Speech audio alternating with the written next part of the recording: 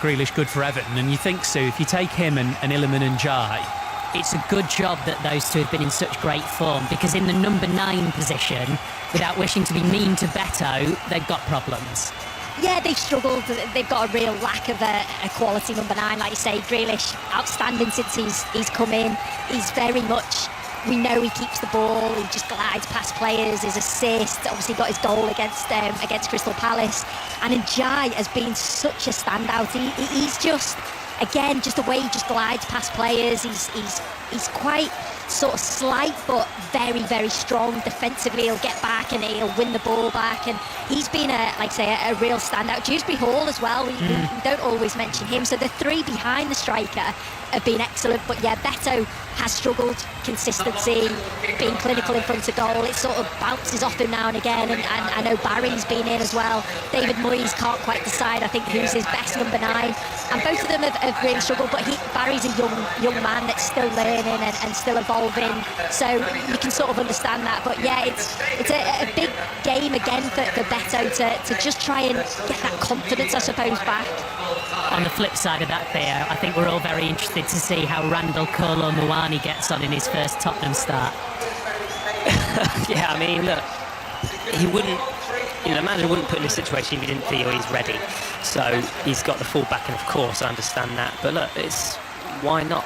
Why not? If you feel like you're ready to perform in the biggest stage, give the opportunities. I love the fact the manager gives that, and that's what Thomas Frank's about. He sees players differently, talks to players differently. So look, he's got a belief, and that's all you need in the player when the manager gives that to you. So and just going back to Njai, actually. Yeah, go for it.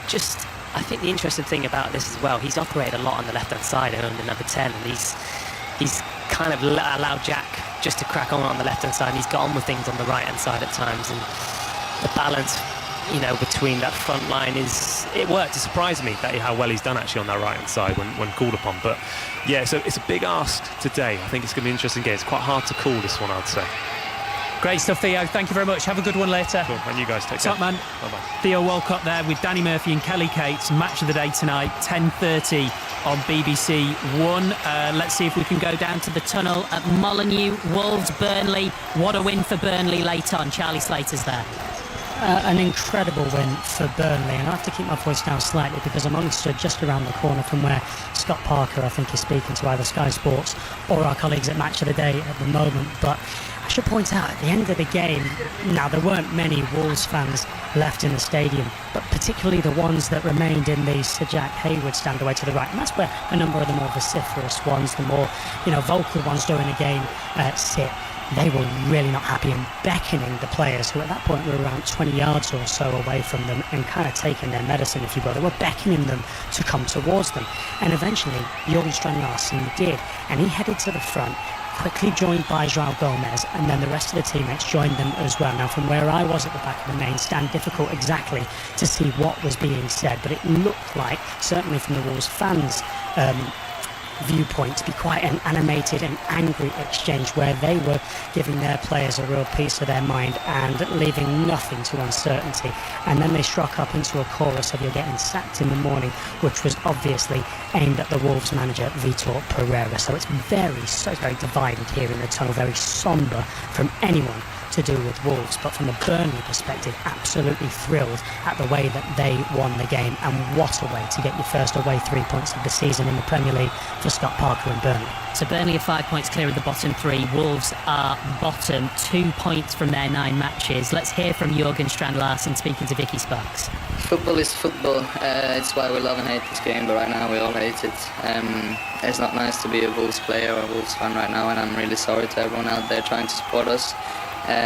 Us not being able to give them what they deserve and ourselves what we deserve, because today, after a really slow and bad start, when we're coming back and we're playing good football, at least we're the controlling the team and great chances, and we deserve to win today, but it's just the way, the momentum we're in right now. How frustrating is that then, when you do so much to get back into the game, you're the better side in the second half, and then that killer blow at the end? Yeah, it's nothing to say. It's just really sad. We are really sad in there now. It's one of the worst feelings I've had in a really, really long time. But the only positive to take from this is that it's 29 more games to go, and we just need to keep on going, keep on believing in ourselves. We have some players today that plays an outstanding game. Key and JJ hasn't been in the starting 11 for a long time, come in the team and does really, really well. So we need to look at each other, be positive about each other, and we know that everyone needs to go in themselves, have a look in the mirror, look what we can improve, and that's especially with me too. I haven't been at the same level as been last season, and I'm trying to get there, and it was nice to get a goal today, but in the end it doesn't really matter. That's Jurgen Strand-Larsen. Now Oliver Glasner, Palace boss, live on 5 Live with Andy Giddings. Steve, thank you. So Oliver, a real arm wrestle against Arsenal today. Your take on your team's performance? I'm pleased with the performance, especially with the first half and with the last 20-25 minutes. Honestly, straight after halftime we struggled a little bit, but first half I think they had one shot from open play, and yes, we were down by 1 goal from a set play. Our mistake, silly foul. Saka runs away from our goal, and then we are sleeping on the second phase, and then Everett gets the ball inside the box and gets a free finish. It's very often a goal. So last year we had the benefit from this situation. Today we are suffering from this situation. But the performance, the way we played, the way we defended, the way we always tried to create attacking situations, I really liked, and so that's why I'm proud of the team's performance. How difficult has it been to manage sort of fatigue-wise, given the volume of games that you've got this year? I don't see any issues. I saw 2 or 3 Arsenal players cramping in the second half and they had 2 more days to rest. Our players are fit, they will be fit, and we want to play European football. And on the other side, it just makes no sense having European football as an excuse, because we want this. And when you're always looking for excuses, you have no chance to develop. And I think just shows how Crystal Palace developed in the last months, and that we are now disappointed being challenging, being very competitive here at the Emirates, and then losing 1-0 after a set play. And this is what I really love. In terms of how this squad develops, you're obviously having a strong season so far, but creating more bigger chances against teams like Arsenal. Not so easy to create many chances against them, and we're not the first team, so they are really defending well, and they've huge passion and desire. When I see how Gabriel blocked Ismail Assar's shot inside the box first half, and they're doing so well, and also having a great structure pressing, they're defending in a deep block. But I think we had our moments today.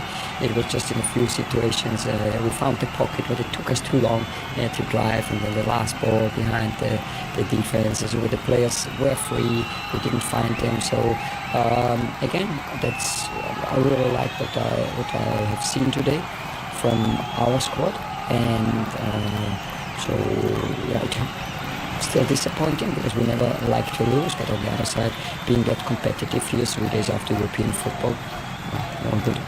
Oliver, thank you. Steve, back to you. Thank you, Andy. Oliver Glasner there, live on 5 Live with Andy Giddings after Arsenal 1, Crystal Palace 0. Palace no wins in 3. They are 10th. They will drop into the bottom half if Everton beat Tottenham at the Hill Dickinson. 2 minutes or so to go and we'll be underway. Full commentary on 5 Live with John Murray and Sue Smith. Sue, we talked about the 2 attacks. Spurs from a defensive point of view. They've got no Romero, which is obviously a massive blow, especially given it just sort of feels, doesn't it, that the thing above all other things that Thomas Frank looked at when he walked through the door is let's get this defence sorted.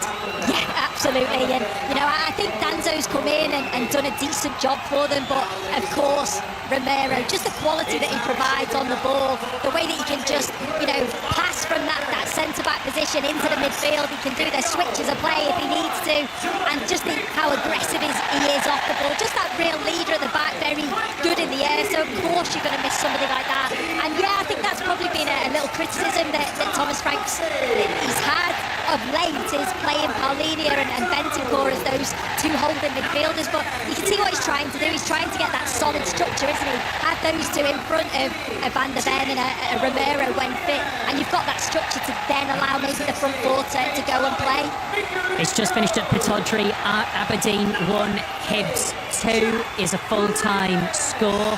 So Aberdeen stay 11th in the table. What about Rangers Kilmarnock? Should be about 20 minutes to go, Kenny. 70 minutes gone, yes. Rangers 2, Kilmarnock 1. So Danny Roll, it's been a roller coaster, but it's looking like he's on course for his first home league win. And Yusuf Chermiti has just come on for Rangers, former Everton striker. Rangers 2, Kilmarnock 1. Thank you very much, Kenny. So that full-time score, that Hibs win at Aberdeen means that Hibs move up to third in the Scottish Premiership table. We'll be bringing you more reaction then to Arsenal 1, Crystal Palace 0, Villa 1, Manchester City 0, Bournemouth 2, Forest 0, and Wolves 2, Burnley 3. Once we reach half-time at the Hill Dickinson Stadium, Everton Tottenham in full on Premier League Sunday with Sue Smith and correspondent John Murray. Well, thank you, Steve. And what a day it's been already. So eventful. I hope you've been following it all with us on 5 Live during the course of this afternoon. And now we have two of the country's great old clubs, Everton and Tottenham. Still very early days here at the new Hill Dickinson Stadium. Everton's 6th match here, and Tottenham bidding to become the first visiting team to beat Everton here in a competitive match. The teams are lined up down below us. Everton blue shirts, white shorts, blue socks, and Tottenham in their first choice colours of white with the dark blue trim, dark blue shorts and white socks. It is the no room for racism fixture in this stadium in this round of matches, and the players drop to their knees, then back up, then the whistle is blown by Craig Pawson, and Tottenham kick off as they play from left to right, and James Tarkowski on the edge of his penalty area clears it away downfield.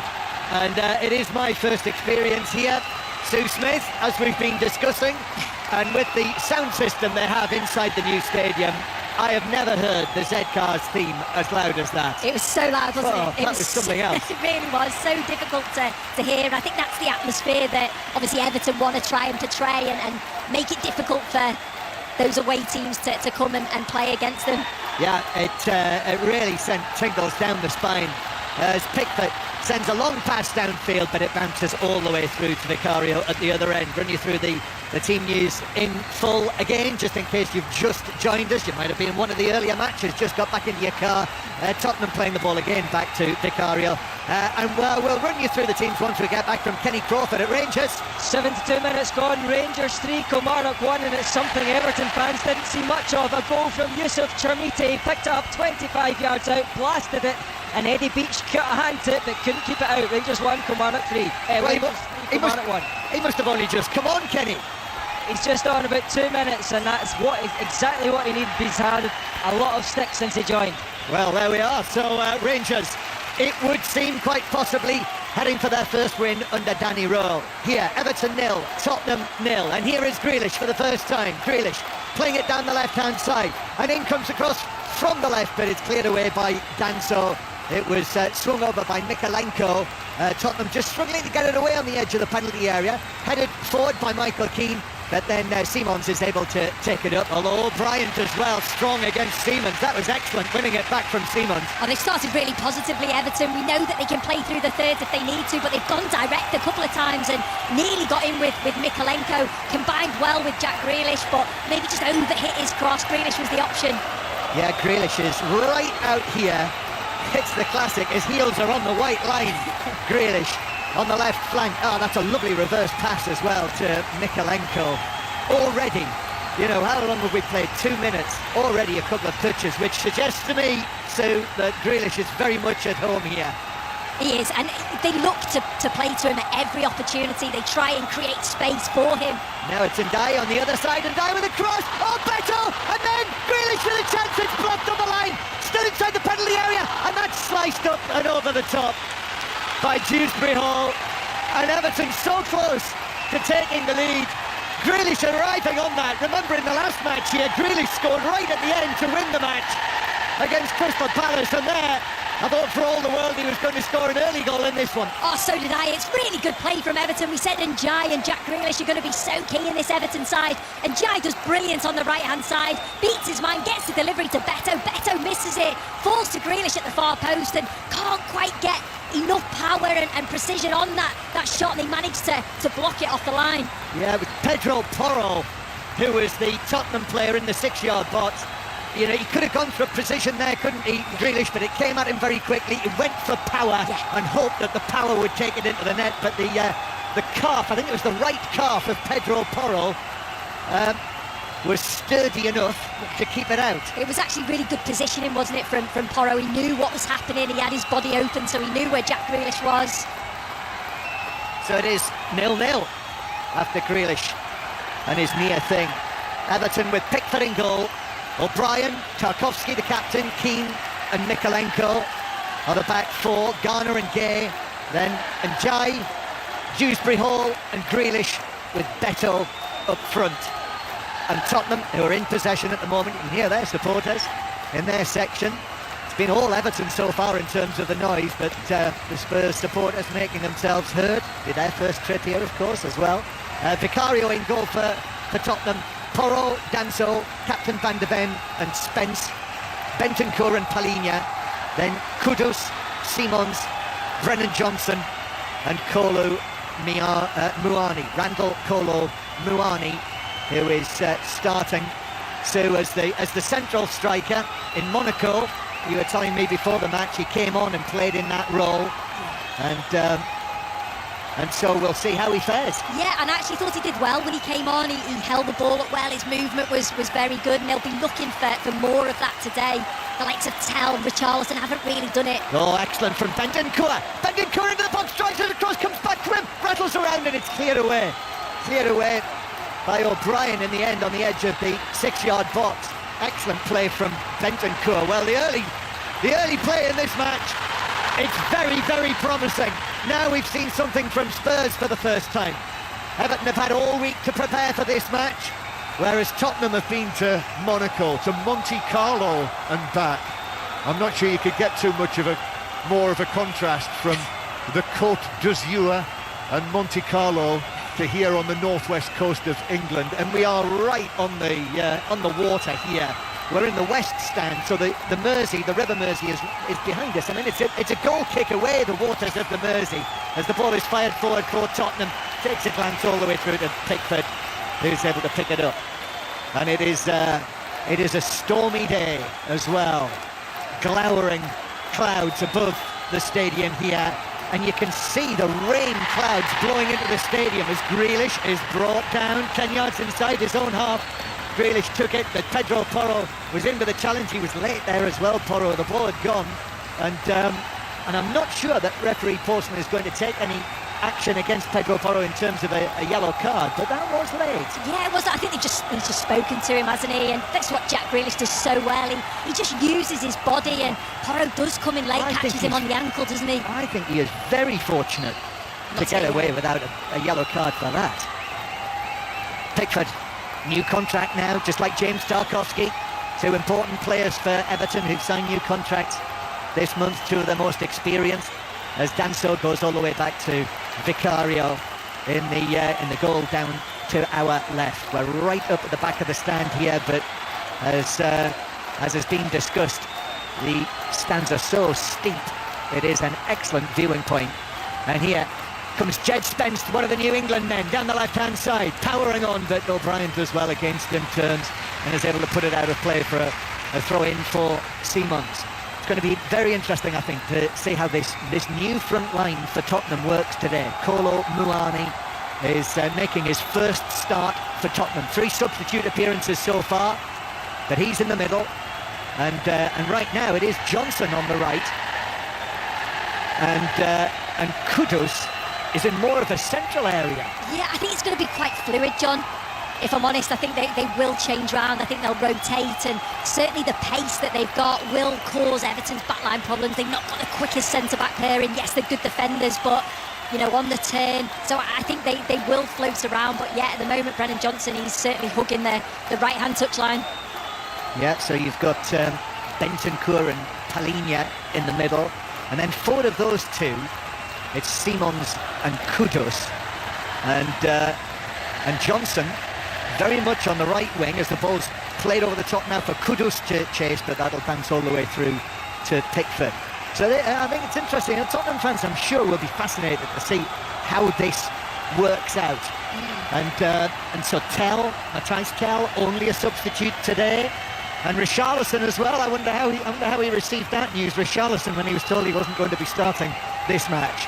As the ball's played forward for Everton, it bounces down centrally, and Palhinha played out to the right-hand side. Johnson gets a touch on that. Pedro Porro's behind him. Still 0-0 if you just joined us on 5 Live. So at the top of the Premier League now, Arsenal will be liking the look of it. They've got a 4-point lead at the top, ahead of second-placed Bournemouth, 2-0 winners against Nottingham Forest. So Arsenal top, Bournemouth second, and Sunderland third. As Palhinha plays it, an aerial ball which is headed away, comes out to Kudus. Kudus evades the challenge that comes in on him. Then a little ball to Kolo Muani, and then Simons inside the penalty area. That was very well defended. Very well defended by Michael Keane coming across.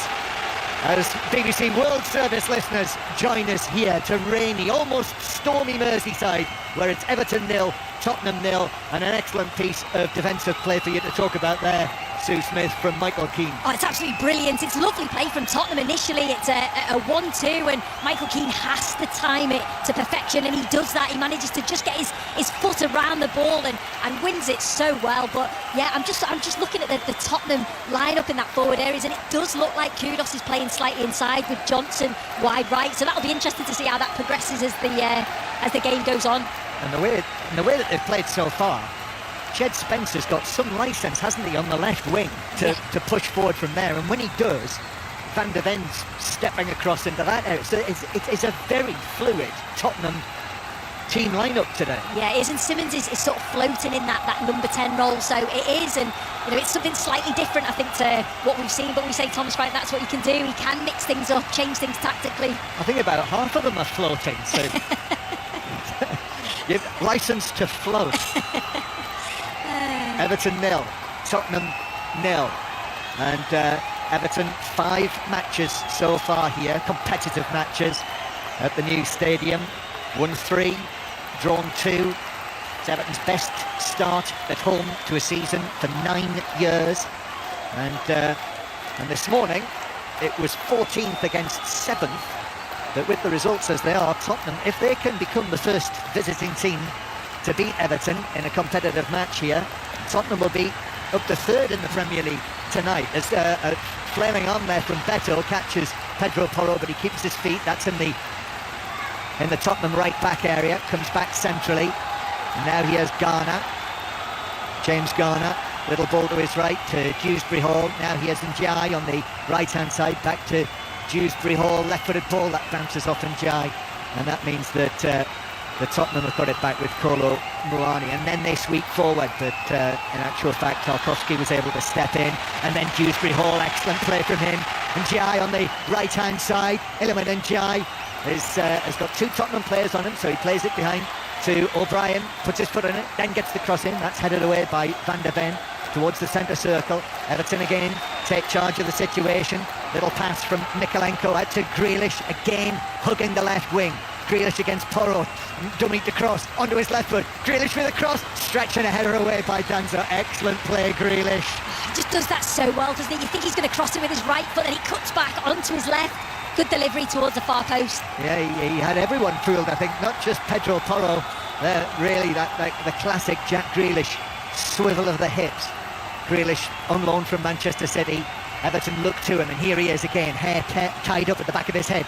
Grealish in the orange boots, takes it to the byline, gets the cross in, that's headed away, comes out, headed forward by O'Brien, but he's headed it straight to Kudus, and the Tottenham man is able to take it away, and then actually turns, plays it back to Danso, who gives it away to Michael Keane, and Everton, you can hear the noise now inside the stadium. The Everton fans expectant, and then Dewsbury Hall receives it just outside the box. He gives it to Mikalenko, who's ball in, comes off the shin of Danso, could have gone anywhere, sliced it goalwards, but his goalkeeper Vicario, all in orange, was able to stretch high and catch it, and it is still Everton 0, Tottenham 0, Sue Smith. Yeah, it's really good play from Everton though. Dewsbury Hall just finds that little bit of space between the defence and the midfield, and he's driving at the defence. He probably could have shot a little bit sooner. Unselfishly plays it out to Mikalenko on the left-hand side, and the chance sort of went, but good positive play again from Everton. Still Rangers 3, Kilmarnock 1 in the 3 o'clock kickoff. What a scoreline earlier, I have to say. I was listening to it on Sports Extra on the way to the ground today. Hearts 3-1 winners against Celtic. Long pass forward for Beto now. He's the lone striker, and as he plays it infield, might have been caught by Danso, went to ground. Danso, though, is able to take it away, and referee Postman was close at hand. He said no free kick, and then actually Beto, trying to tackle back, does foul Danso, and it's a free kick to Spurs near the centre circle. Yeah, I think he slips, John, just as he's about to cut inside. It was a long ball, he runs into the channels, which he'll continually do, and I'm just watching it again on the screen. He just cuts back inside. Yeah, he actually touches Danso and slips over, so yeah, it's definitely no foul. And then he goes back and fouls. Yeah, and Beto actually trying to plant his foot, stepped on the back of Danso's heel, and that could have been nasty. And Danso is a little fortunate there that he didn't come out of that with an injury. Simons now wriggling forward, and he gives it to Kudus. Kudus to the right to Brennan Johnson, the Welsh international. He puts his foot on the ball, Porro, then back to Johnson again. Johnson to Kudus. Kudus, left foot ball curling to the penalty area, a leap and a header away by Tarkovsky. Van der Ven, then out to Spence, who has Njai in front of him. Back to Van der Ven, comes back centrally to Palinha, and then Bentancur as he has the ball near the halfway line, and will go all the way back to Kevin Danso.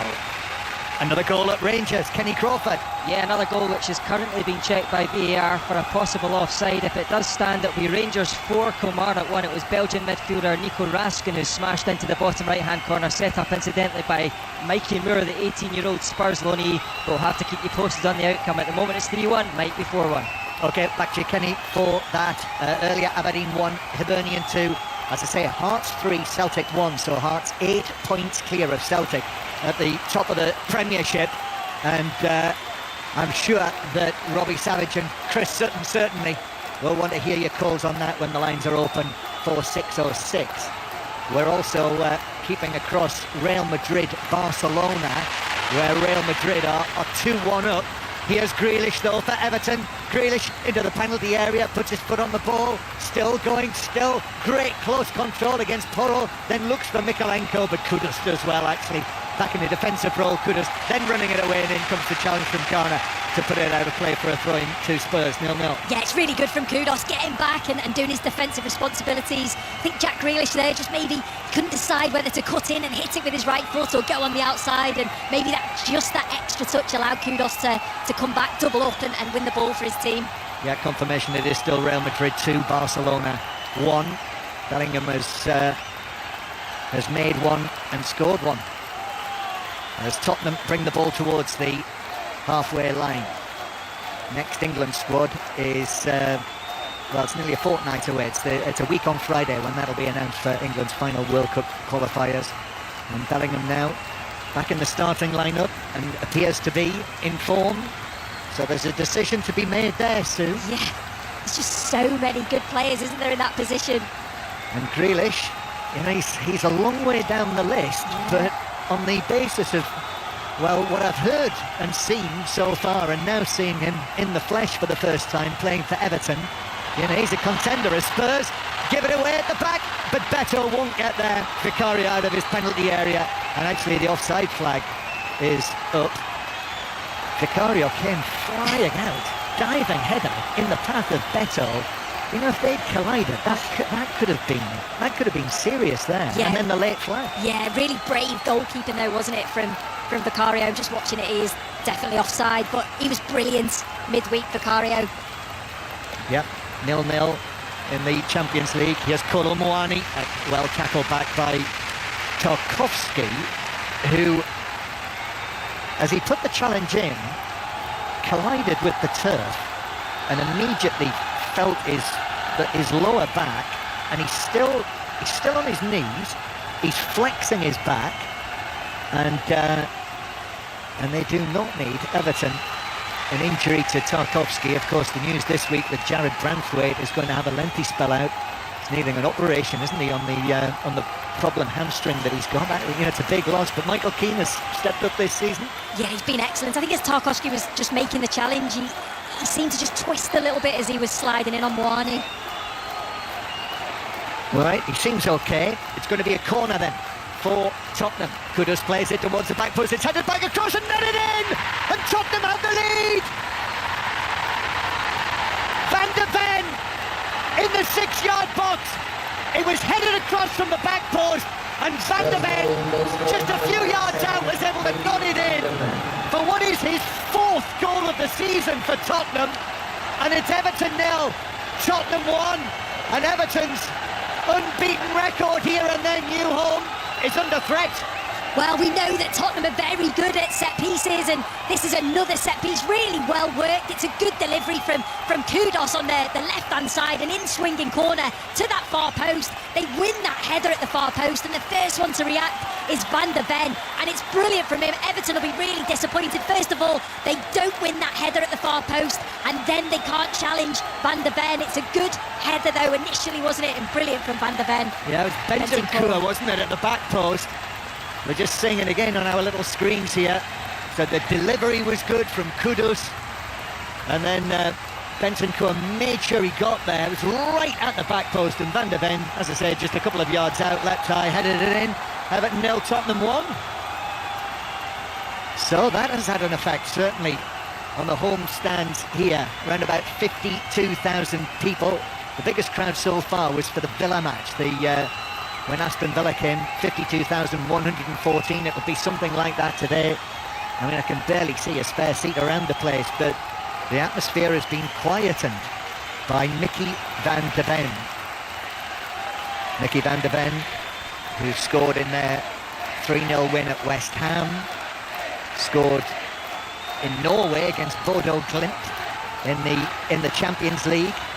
Also scored right at the start of the season in the UEFA Super Cup match in Udine when we were there, when Tottenham looked as though they were going to win another European trophy, but ended up losing on penalties. Well, now Van de Ven's back in his own penalty area, clearing it away out of play for a throw to Everton on the far side. Back to Ibrox, Kenny Crawford. 5 minutes of added time now, but that Rangers' 4th goal was disallowed for offside, much to the disappointment of scorer Nico Raskin. Rangers 3, Kilmarnock 1.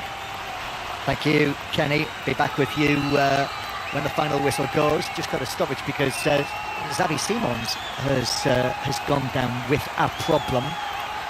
Whether he just fell awkwardly or not, I don't know, but referee Pawson has waved on the Tottenham medical people.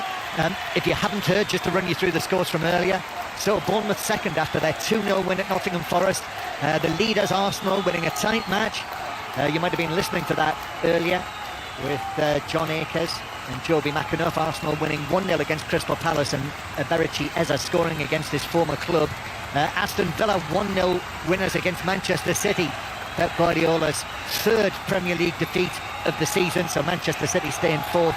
And bottom of the table, Wolves 2, Burnley 3. After Burnley were 2-0 up, Wolves came back to 2-2, but Burnley winning it. And Burnley now up to 16th place in the table. So Robbie Savage and Chris Sutton will want your calls on any and indeed all of that from round about 6:30 tonight on 606. Read all about it on the football pages of the BBC Sport website and app, and of course the highlights will be on Match of the Day on BBC One tonight. Kelly Cates in the hot seat this evening, and if you haven't heard, new from this season, clips from the Premier League matches on the BBC platforms from 8 o'clock. Simons has received lengthy treatment while I've been telling you all that, Sue. Yeah, I've just been watching the replay. It's Winnan Jai's dribbling on the right-hand side, and he just cuts in field. Simons goes to challenge, and it's like he sort of lands funny and twists. He seems to be okay now, he's up, so hopefully it isn't anything too serious, because he's still adapting, isn't he? He's still trying to find his way into this Tottenham Hotspur team. Yes, so he's off the field, still receiving treatment, and now he's just walking away. Play's going to resume with an Everton throw. Everton 0, Tottenham 1. O'Brien, it's a long one. Keane tries to flick it on, half cleared away. Dewsbury Hall plays it square. Grealish now back to Dewsbury Hall. Dewsbury Hall, he picks out the pass to Ndiaye. Ndiaye then back to Dewsbury Hall, right-footed ball into the box. That's cleared away, sort of hoiked away by Brennan Johnson, who is back in there, comes forward again for Everton. Grealish has got 3 Tottenham players around him. He's been able to work it infield to Garner, who's going to try a shot from distance, and Vicario diving to his left, might have been going wide, but he had curl on it, he had bend on it, and Vicario leaping, I think, did get a touch to it. Yeah, it is a corner. That's not a bad effort, that, from James Garner, and Jack Grealish does so well. He's got 3 players around him, draws them to him, and then he just flicks it to James Garner. He's free, takes a touch out of his feet, and with his right foot just tries to curl it into that far corner. I think he was about to sneak in. Vicario puts it out for a corner. So it is a corner to Everton. There first. In it comes to near post. Head it in! There's the equaliser! And it's O'Brien! Jake O'Brien! Just got the glance, and it's flashed into the Tottenham net, and it's Everton 1, Tottenham 1. Well, we know that both teams are very good at set pieces. This again is a really good set piece from Everton. It's a good delivery from Dewsbury Hall, and he does so well. O'Brien just goes to that near post and just glances it in. Nobody marks it from a Tottenham perspective. They'll be disappointed with that. Yes, that's changed the atmosphere. They weren't ahead for long, Tottenham. Maybe 6 minutes. And Tottenham are complaining about this. Now, they must feel that Vicario is impeded. And there is a possible offside. There is a VAR check going on. Certainly, I mean, Vicario ends up on the ground. And whether he was impeded or not, and it's difficult to tell. There were Everton players on the goal line, and Ndiaye, I mean, Ndiaye's virtually on the goal line there. Yeah, he is. He stood behind him, isn't he? He stood behind Vicario. Ooh, I think it's going to be ruled out. Yeah, I think it is as well. I think for offside. Yeah, I think it will be ruled out. We'll wait for the moment. Players not resumed yet, but I mean, Ndiaye he's not only the furthest Everton player forward, he's the furthest player forward. He is. I mean, Vicario's in front of him, all of the Tottenham defenders are in front of him. He's impeding Vicario, he's involved in the play. Yeah. Yeah, no, I think this is going to get ruled out. My only wonder is, why is it taking so long to actually make that decision? I don't think there's enough contact on Vicario, but I think because they're checking the offside, it will probably be ruled out for that. It has to. he cannot not be influencing the play. Still waiting, and actually they're actually going to call Craig Pawson across to the screen so that the referee can have the final call on this. But and again, whenever the referee is called across, that does suggest that there will be an overturning almost always, 90, probably 99% of the times. So he's over there having a look. Some of the players have gone over there with him. In fact, I suppose Van der Ven has gone over there as the captain, and Tarkowski as well. And it is on the far side, so it's not on the dugout side. Meanwhile, David Moyes is just taking an opportunity, I see, on this side of the field, just to have a word with James Garner, passing on an instruction. And still we wait. And you can tell the impatience of the Everton fans. So I think, are they thinking, has he had enough of an impact on Vicario by standing in that offside position? And here, well, no, this discussion is still going on. And the assistant over there, Matthew Wilkes, is trying to usher away the players. And now he walks back onto the field, and we're going to hear the announcement, I think. There is the rectangle in the air. I think we will get an announcement from Craig Pawson. Everton 10 and 18 in an offside position. Interval. The final decision is a big direction to the shot. Now you can hear how that's gone down. The goal is ruled out, and it's still Everton 0, Tottenham 1. And who'd be a referee? You just wouldn't, but I think looking at it, it is the right decision. He's in an offside position, he's affecting Vicario, so I can completely understand why that's been ruled out. It's disappointing from an Everton perspective because it's a really well-worked corner. O'Brien does brilliant, gets up well, and it's a lovely glancing header into that near corner. So is there enough contact on Vicario? That was the question. Well, the referee thinks it is. I don't know about you, Sue. In my mind, I'm surprised that the decision wasn't reached more quickly, because I just feel that the answer to that is a resounding yes. Well, it's the first time you and I have done a commentary together, so it's the first time you've had a chance to see me with my correcting fluid here, striking out the Everton goal and striking out the name of Jake O'Brien from the score sheet. And it remains Everton 0, Tottenham 1. Going to go to Ibrox, but now there's a bit of fire here in the dankness as Tottenham concede a free kick for the challenge on Njai over on the right-hand side, and referee Pawson is going to have a word, I think. The challenge came in on Njai. It's going to be a free kick out towards the right-hand side. I mean, he had Kolo Muani and Palhinha both fouling him. In the end, he went down, and it will be a free kick. We're going to go to Ibrox once we see what happens with this free kick. It is from right out over on the far side, only 10 yards inside the half, but it looks as though it's going to be delivered to the edge of the penalty area. Tottenham still leading by 1-0 after that goal was ruled out. Taken short, actually. Dewsbury Hall plays it in. That's headed away by Van de Ven, and Everton should deal with it with Mykolenko. So, come in again, Kenny Crawford from Glasgow. Yeah, full-time Rangers 3, Kilmarnock 1, and Danny Rowe's first home game in charge. He's secured Rangers' first Premiership victory at Ibrox this season. The goal supplied by Cornelius Danilo and Chermite, his first for the club. George Stanger had equalised for Kilmarnock in the first half, but Danny Rowe's Rangers got it done, up to 5th in the league, but still 13 points behind leaders' Hearts. Rangers 3, Kilmarnock 1. So we'll bring you reaction to that. We've already heard from Derek McInnes of Hearts, and much more reaction as well. Stay with us. Half-time, we'll have lots of interviews during the half-time break from the earlier 4 Premier League matches.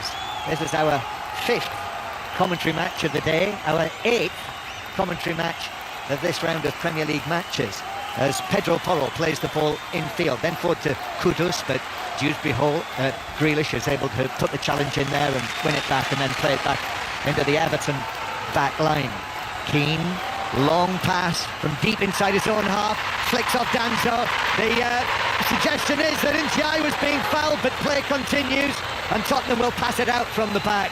Everton fans down in front of us, we can see all of them from here, many of them on their feet, waving their fists in the classic Goodison style, Sue. Yeah, they're really not happy. They're obviously not happy with the goal being disallowed, and I think Njai comes from out wide right centrally, and looks like Danso does have his arms around him, and he goes down. We've not seen a replay of it, but that's what the fans want, a free kick, and that would have been in a really dangerous position. Yeah, the reason for the anger, Tottenham leading through the Mickey van de Ven goal.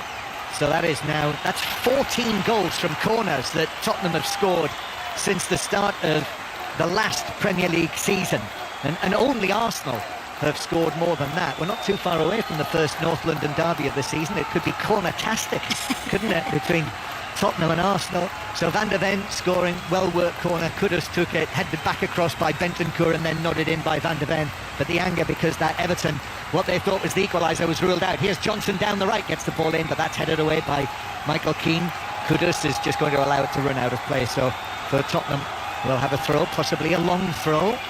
I see Danso trotting forward here, and Kudus is going to leave it to him. So Kevin Danso, who they have identified Tottenham as the most effective long thrower. He's got the ball in his hands, way down to our right. Danso just backs right up against the hoardings. It's a packed Everton penalty area, and Pickford is being impeded. That's what they're saying. And Danso comes up and actually walks onto the pitch with the ball. And now Pickford again is shoving away the Tottenham players. In comes the throw, comes off an Everton head. Pickford had to help it over the top to make sure. And the referee says corner to Tottenham. Yeah, I think the Everton players are unhappy. They're saying there's too many players in and around Jordan Pickford, pushing him away. But as the throw comes in, long throw comes in, I think it comes off Tarkowski's head, and Pickford has to do something with it. It would have floated in. Yep, and Pickford at one stage, I think, shoved over Johnson. So here we go, the Tottenham corner routine again. They're queuing up 3, 4, 5 Tottenham players beyond the far post. Kudus to take this, then they run right across the 6-yard area. It comes in underneath the crossbar. Pickford is able to get a good punch away. Simons outside the box, then to Kudus, who gets the ball under control. Still a packed penalty area. Kudus, little shimmy from him, tries to play it through the legs of James Garner. Still going. Garner tackles back, puts it out for another Tottenham corner. Being tested here, Everton. Yeah, they really are, and Kudus has been a real standout for Spurs, hasn't he? And he's looking up against Garner, and it goes out for a corner. I think there's something going on in the penalty area. There's a right shamozzle going on in the 6-yard box. I thought it was actually part of the Tottenham corner routine. All the Tottenham players all ran together into the 6-yard area, but actually they had someone in their sights there, whether it was Tarkowski or whoever it was. Somebody upset the apple cart, and the referee's going to speak probably to the two captains. Yes, it is Van de Ven and Tarkowski. And whether something was, I think Pickford might have been involved. Then Tarkowski shoved away Van de Ven, so it was actually the two captains together. But I think Pickford started it. I think it was Pickford and Van de Ven, wasn't it? And yeah, Tarkowski came over and helped his teammate out. Everton 0, Tottenham 1. 5 Live in the World Service from the BBC. This latest Tottenham corner then. Kudus to take it. Again, players running all across the 6-yard box to delivery, and Pickford stretches, just get a glove to it, I think, which took it out to the far side. Then Xavi Simons. And now on the left-hand side, Kolo Muani works it back to the edge of the box. Bentancur shoots! Oh, that was not far away from the top left corner. Pickford diving to his right. I thought it was in, but it was wide. Yeah, so close. Brilliant from Bentancur. We speak about how good he is defensively and protecting that back line, but he's got quality, and that just shows, and it's not far away from Jordan Pickford's right-hand post. Just seeing it again now. Oh, it was a fraction away. I mean, probably less than a foot wide. Inches away. I might even have flicked the very outside of the post on the way wide. Lovely strike though, through with his laces, just on the edge of the box. It was an excellent contact. Beto, it's away from Danso into the penalty area. Still going, but it rattles around. Still going Beto, but then Vicario coming out is able to land on the ball as much as anything else. He never really had it under control, did he, Beto? That would be fair to say. He gets in behind Danso, but it's always running away from him. However, he is a blunt instrument, isn't he, Beto? Just the one Premier League goal so far this season. He scored 2 in his 10 appearances, one of them in the Carabao Cup. Tottenham breaking forward. Simons carrying it, but then in an attempt to roll it to his left to Spence. I don't know whether he took his eye off the ball, but he got it all wrong, Simons. And now Everton play it forward. Bentancur chasing. But Bentancur is able to pass it back to Vicario, who will pass it to Pedro Porro. Yes, that last run from Beto, as Sue says, he was never in control of the ball, but it's the classic situation that if Beto doesn't quite know what is going to happen with the ball, then probably the defenders and the goalkeeper don't either. And in the end, he didn't end up getting a shot in on goal. You know, that it does appear to be the weak point, doesn't it? The lack of a goal scorer. Yeah, no, it is. Yeah, because I think the 3 behind, very good, technically very gifted, but often it just comes straight back when they go to play the ball into Beto. What he does, he'll work so hard for the team, he'll run the channels, but just lacking that little bit of quality. Yeah, you cannot question his work ethic. I mean, he's such a physical presence, Beto, but the statistics show that he is very much, as they say, underperforming his expected goals total. That's very much a modern way of saying he doesn't take his chances. As Everton have it with Garner. The only player who is worse in those standings, that I was rather surprised to see, was Jean-Philippe Mateta. Honestly, he gets into so many good positions, doesn't he? But he scores enough. Yeah, he does. He has Keane playing it back, and then all the way back to Pickford. So Everton 0, Tottenham 1. 37 minutes played as darkness begins to close in after the clocks went back last night.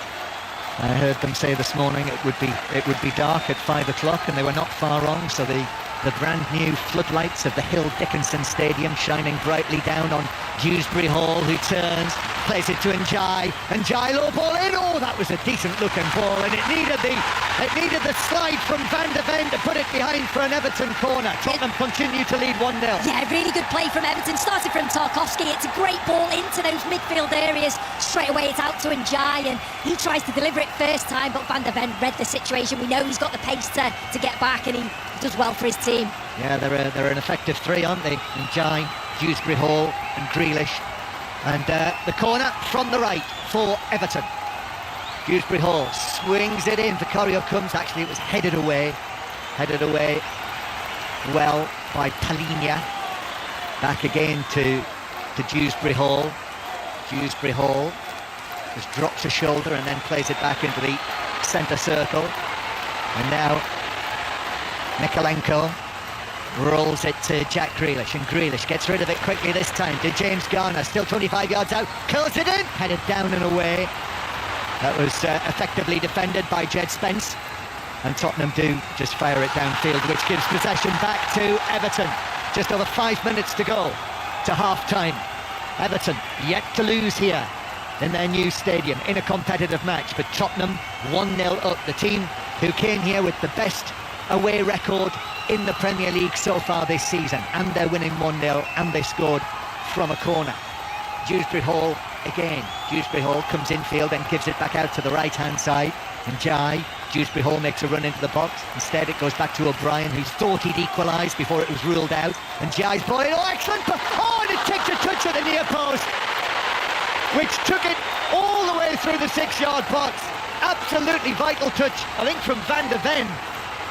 And Beto was in the middle in the 6-yard box, but that touch from Van de Ven meant that it evaded him, and it was out. And Everton now back in possession. Grealish doesn't keep it in, and it's a goal kick to Tottenham. Wow, John, I've absolutely no idea how that didn't go into the back of the net. Brilliant play from Njai on the right-hand side yet again, and he delivers such a good ball into a really dangerous area.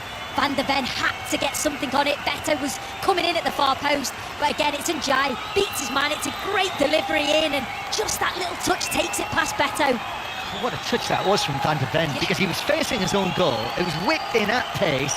He was probably 5 yards out, and to get the touch that was necessary to glance it across the 6-yard box, I mean, that was an art in itself. Yeah, could have gone anywhere. And it was perfect to take it across the box, away from the reach of Beto, who you would think, had he not had the touch, Van de Ven, that Beto could not have missed. But we weren't able to find out because of the touch from Van de Ven, so I think it'd be fair to say, Sue, that he's had a very good first half, the Tottenham captain, scoring the only goal so far, and that, a crucial interception to keep it at 1-0. He's been solid, really, really solid. Just reads the game so well, doesn't he? And every time Everton have got a delivery in, seems to be in the right position.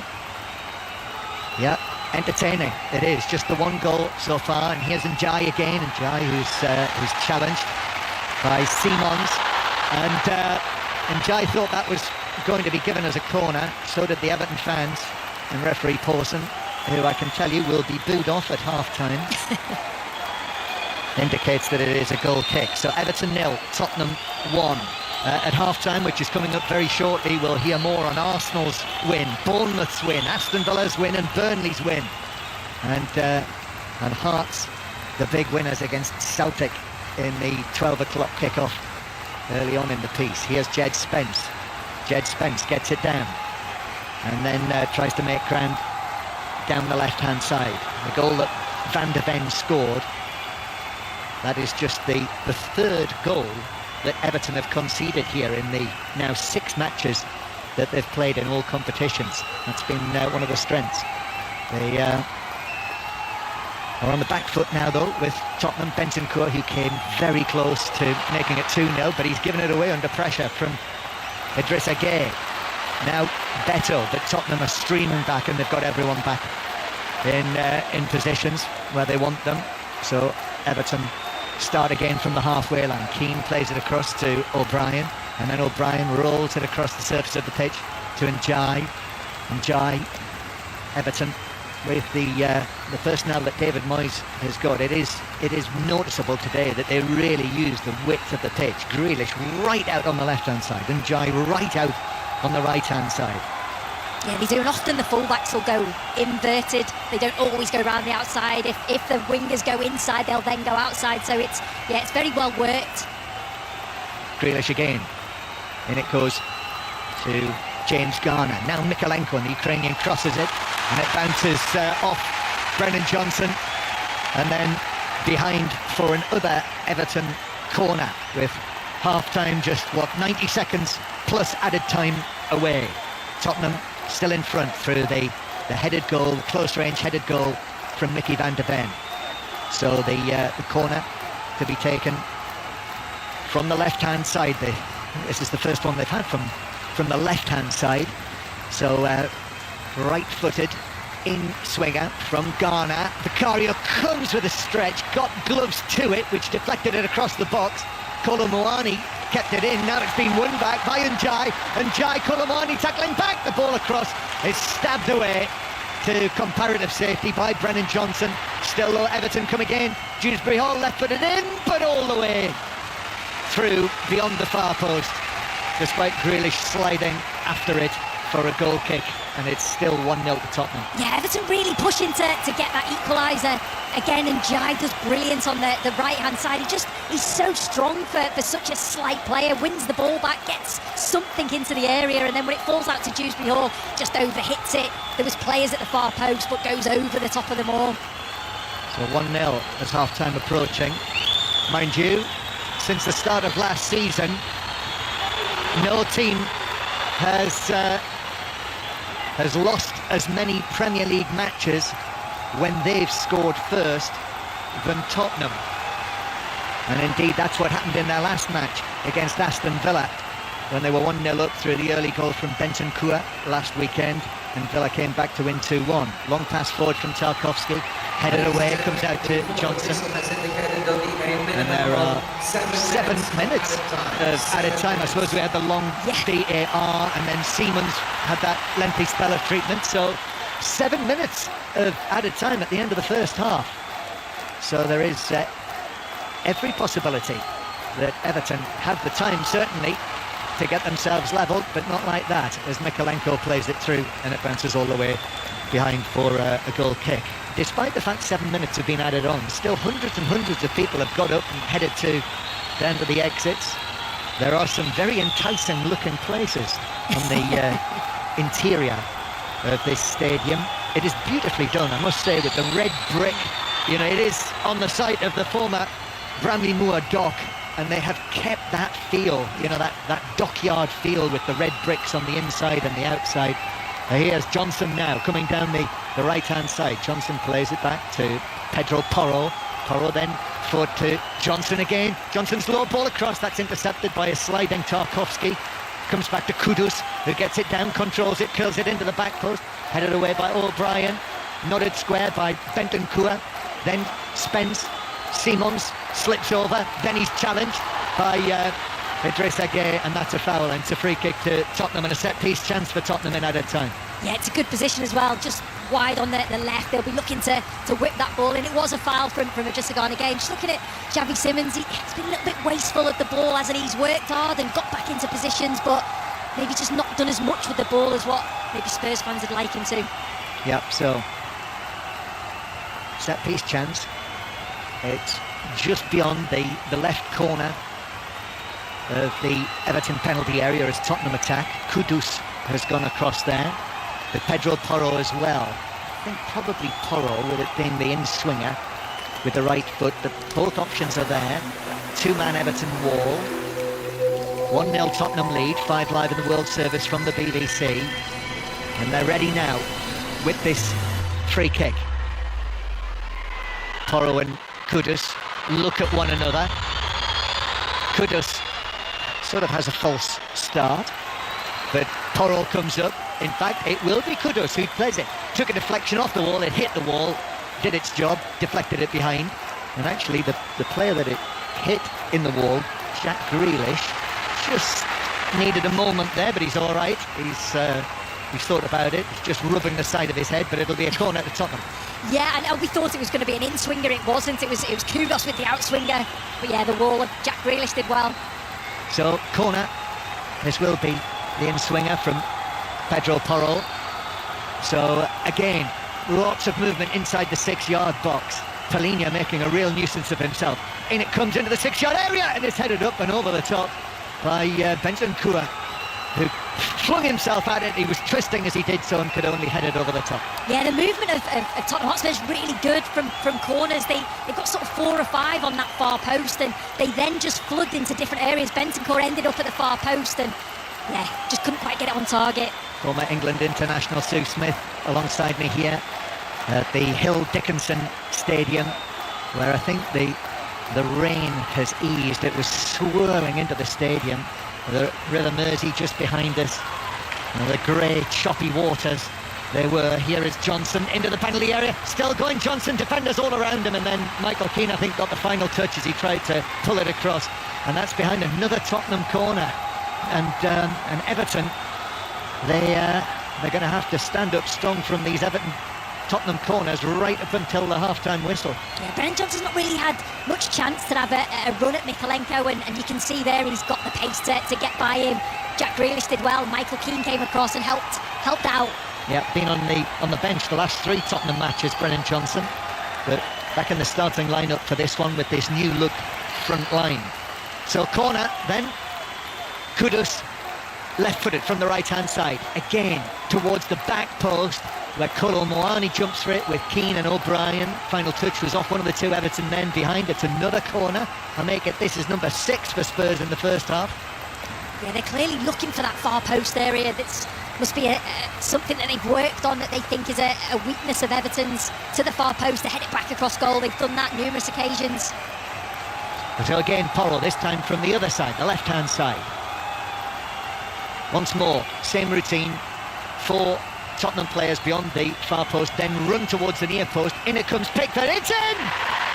It's another one for Tottenham, and it's another one for Van de Ven. 2-0. And now Everton's record, their unbeaten record here inside their new stadium, is under real threat. Just before the half-time whistle, the Tottenham captain increases his team's advantage with his second goal and Tottenham's second goal. Everton 0, Tottenham 2.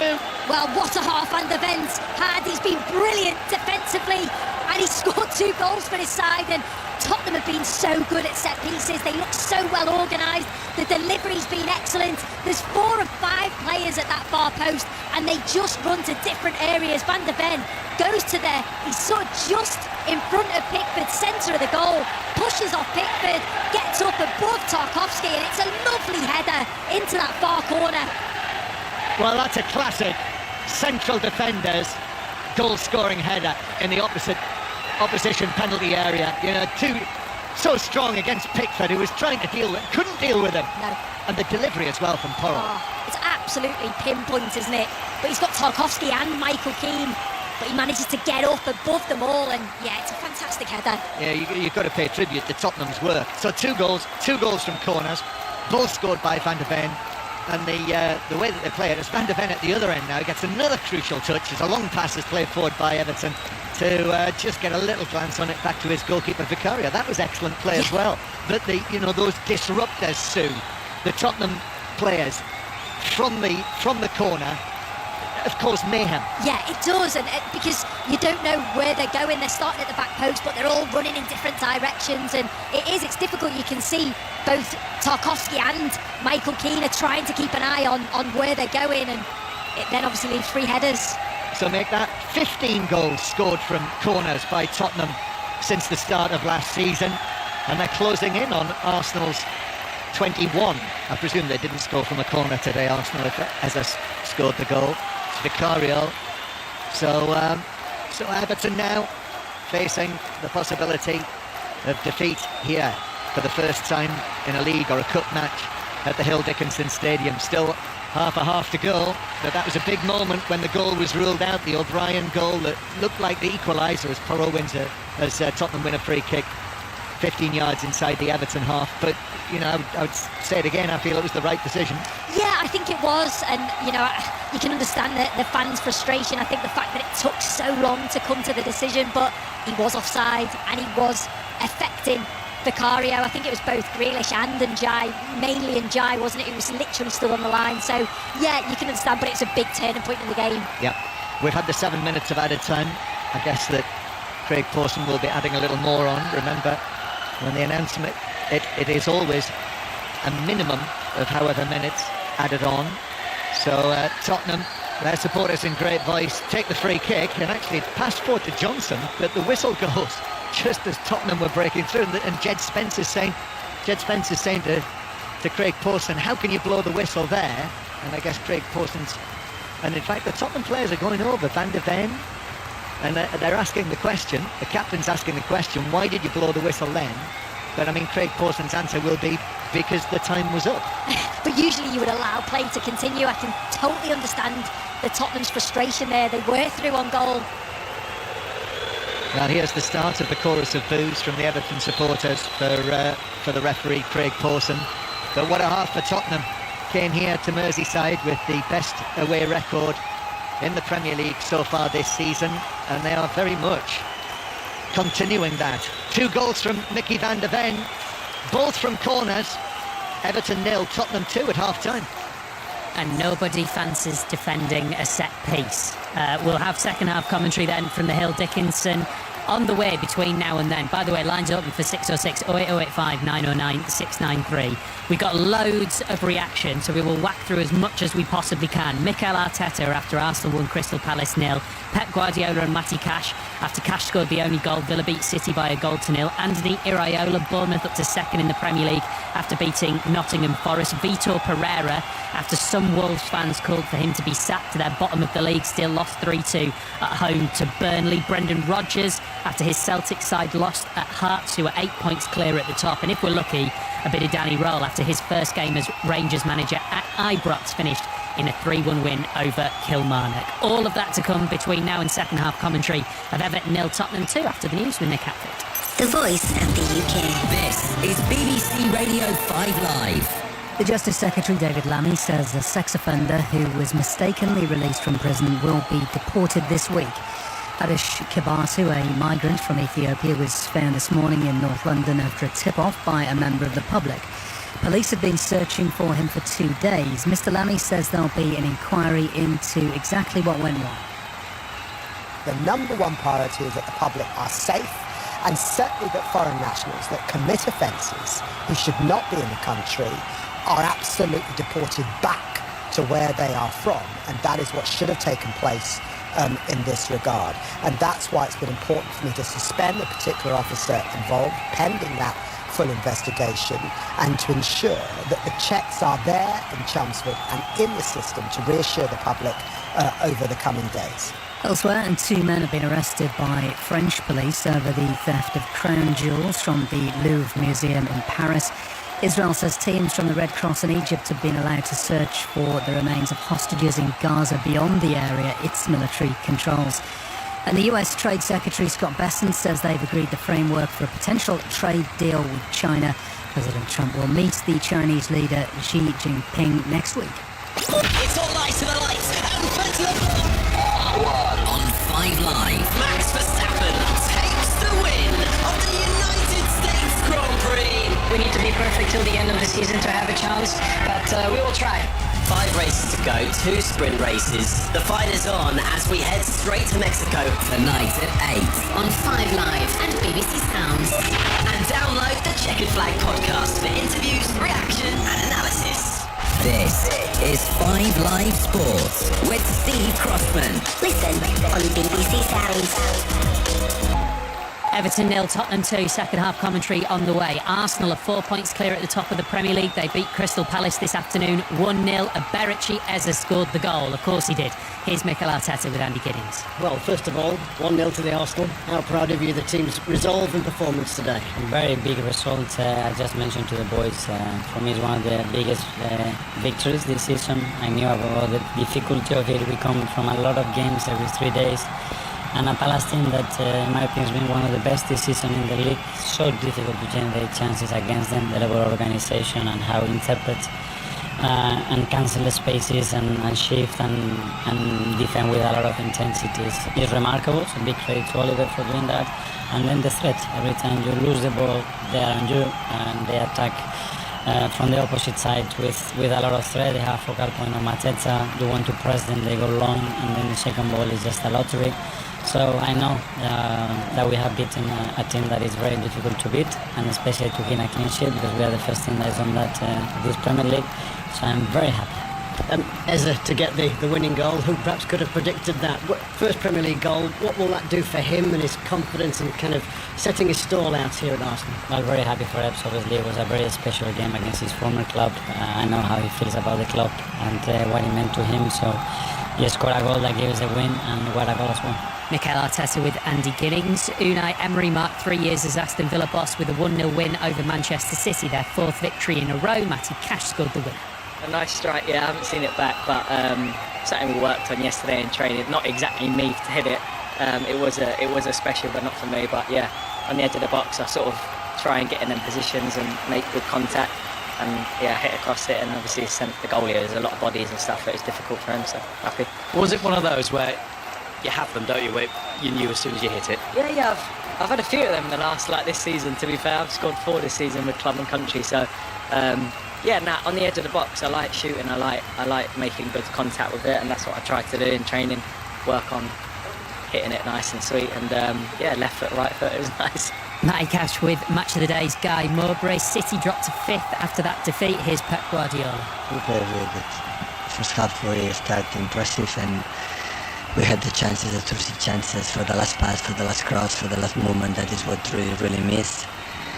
And they defend deep, and after we missed, when we make this intensity high pressing, they contact behind us, and that we struggle. And to win that balls, when they contact behind our strikers or wingers, we don't win that ball. Always is difficult, and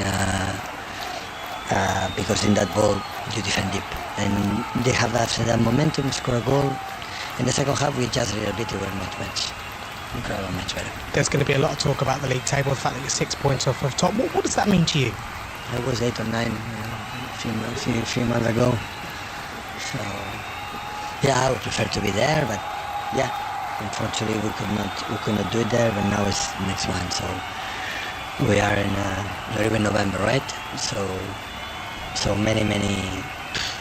many games and many things going to happen. It's try to be still, no injuries, and people come back, and I see many things that I like. Pep Guardiola with Aaron Paul. Bournemouth are 2nd in the Premier League after a 2-0 win against Nottingham Forest. Here's manager Anthony Iraola. Yes, I think different halves. I think we played better first half. We pushed more. We were arriving with intention, and I think the goal, first goal and the second goal arrived when we were pushing more, and I was pleased. Second half has been different. We wanted to keep this high tempo, high rhythm, but haven't happened a lot of things, especially until the end. And in the end, I think we finished also strong, but has been different the second half. Yes. And I know you tend to say you don't look at the league table. Is that going to continue for a while yet? I mean, at what point do you look and go, hold on a minute, we are in 2nd here in the Premier League? We are very, very far from those points, from those moments. I think now I care about 18 points. That is a good amount for the 9 games we played. But the distances between the teams are so small that now we play City away and Villa away before the break. It's going to be difficult to stay there, we have very difficult games, but the points are there, and we are going to give it a go and try to add more before the break. Yes. Anthony Iraola with Andy Stevenson. Wolves are still the only Premier League team without a win. They are now 6 points from safety and bottom after a 95th minute Lyle Foster winner for Burnley finished 3-2. This will be a story. A section of Wolves fans afterwards were chanting you're getting sacked in the morning at manager Vitor Pereira. He then had to be pulled away. There was a confrontation there for sure. Here is the Wolves manager on that reaction. 2 months ago they sing my name, but this is football, and I know that if we win the next 2 or 3 games, everything changed. Is the frustration of the result. The reaction in the end is the frustration of the result, and I understand. Do you think you'll be given the next 2 or 3 games to be able to turn their opinion around? It's not about me. I'm not worried about me. I'm worried about the team and the club. and the supporters that make part of this club. We are a family, and we need to react as a family in this bad moment. Can you pick this group back up again? Can you turn this around? Every day. I ask you, your feeling about the team is the team was fighting or the team give up? No, I thought they were fighting. Of course, fighting until the last minute because they want to win the game. They want to win the game because we know that we need the 3 points and we need a win to change the things. Imagine if he said he thought they'd given up. Charlie Slater there speaking to Vitor Pereira. Listen, Wolves fans, 08085 909 693. If you want to place the event, 6:06 is coming up once we're done at the Hill Dickinson Stadium. Some quotes here from Danny Roll, his first game at Ibrox as Rangers boss, finished in a 3-1 win over Kilmarnock. Said it's still a long journey. I'm happy today for the club, the staff and the players. I enjoyed how I saw my team. Not everything was perfect, but I saw a lot of good things. The players said after the game it was a good step forward. With this, we can build something. Leaders' hearts have opened up an 8-point lead at the top because they beat Celtic earlier, 3-1 at Tynecastle. Here's Brendan Rodgers with Brian McLaughlin. Is this all down to mistakes that happened in the summer again, Brendan, in terms of not bringing in the quality that you were looking for? Well, irrespective, it's where we're at now. We need to find a way to be more consistent. Obviously, with a good performance at home. I think the beauty for us is that it's a disappointing day, result-wise, performance-wise. I feel we're not. I've been here many times and had the feeling and the slickness in the team and the speed and everything else. So we're not at that. We're not at that moment. But it's like 29 games, and Hearts today being obviously being at their best, and that's it. Then we know that if we can find a consistent run of games and level of mentality, then of course there's still so many points to play for. So, but for today, it was a disappointing result. That's Brendan Rodgers. We heard from Derek McInnes earlier as well, obviously doing an incredible job at Hearts, who are 8 points clear. So you're up today, 08085 909 693, 606 on the way after the second half of Everton 0, Tottenham 2 with Robbie Savage and Chris Sutton. Afternoon, Chris. Hello, Steve. Got a great little quiz question for you here. Right, go on then. The last time at this stage of the season that none of Manchester City, Chelsea, Liverpool or Manchester United were in the top 4. Who was top the last time none of them were in the top 4? Norwich City? Yes, they were. Chris Sutton was top of the Premier League. Yeah, not me personally, but yeah, well, you were. My teammates were part of that as well. It wasn't just all about me, Steve. I heard it was all you. December 4th, 1992, Norwich top ahead of Blackburn, Arsenal and Villa. Unbelievable. Yeah, we ended up finishing 3rd, nearly won at Little Norwich City. That was when it was a level playing field, Steve, back then, wasn't it? Yeah, I don't really remember 1992, Chris. I'm joking. What are we talking about, do you think? I mean, there's so much from today's football. I mean, first of all, I heard Brendan Rodgers there in Scotland, but Hearts are the story, aren't they? 8 points clear. Hearts fans, is it yours to lose? Celtic fans, let us know what you think the problem is at the club this season. Was it the summer recruitment? Is it Brendan Rodgers? Is it a little bit of both? Rangers get the first win, and then in the Premier League south of the border, I mean, where do you want to start? Manchester City, losing to Aston Villa. Aston Villa are flying now, but you stop Erling Haaland, you stop Manchester City. Are they a bit of a one-man show? Bournemouth up to second. Absolutely incredible job that Andoni Iraola's doing. Is that Sean Dyche under pressure? Steve has only got a few games left, hasn't he, Sean Dyche? Do you know what? I was thinking about this, okay? Did you know that Vitor Pereira actually signed a new contract more recently than Ange Postecoglou did? So I mean, that's unbelievable. I was listening to you talk about the Wolves situation, the aggro at the end, and then Vitor Pereira talking about Wolves being a family. I mean, a bit of a dysfunctional family, aren't they, at this moment in time? I want to hear from Wolves fans. Do you want a change of manager? Tell us why. Should he have been given that new contract? Should he be given more time? Big win for Burnley, gotta say. Really important win for Scott Parker's team. So, yeah, plenty to talk about. And Arsenal, I think they're going to win the Premier League this season. Just don't concede. Ground out another boring 1-0, but they are relentless. And you're delighted for Danny Rowe? Yes, yeah. He's got a tricky job. Rangers there. Squad I don't think is particularly strong. I can't see them catching Hearts. Thank you, Chris. Have a good one later. Cheers, Steve. Top man, Chris Sutton and Robbie Savage. 6:06 on the way once we're done at Everton. After 6:06, the Mexico City Grand Prix on 5 Live tonight from 7:45. Lando Norris on pole position. Pro driver Sam Bird, part of your commentary team. Hello, Sammy. Hey Steve, how's it going? Very good, thank you. I cannot wait for the start of this race. Is there anywhere else on the calendar where you can start third like Lewis Hamilton is and think, I could be leading after turn 1? No, this is unique in that respect. Lewis Hamilton is chomping at the bit. He hasn't had a podium yet in the Ferrari red, so he is raring to go. Lando Norris wants to get in front and lead from the front. He has a chance to lead the Drivers' Championship at the end of this one, but we've got 71 hard-fought laps to contest first, but it's going to be absolutely thrilling. Top man Sam Bird with correspondent Andrew Benson and commentator Harry Benjamin, your team for the Mexico City Grand Prix a little later. Ball on the centre spot at Everton, ready for second half commentary with Sue Smith and correspondent John Murray. Yes, and clouds of rain visible under the floodlights of the Hill Dickinson Stadium. It's blowing in again from the Irish Sea. Everton Kickoff. They've got work to do here. 2-0 down after Tottenham's 2 goals from corners, both scored by Mickey van de Ven in the first half.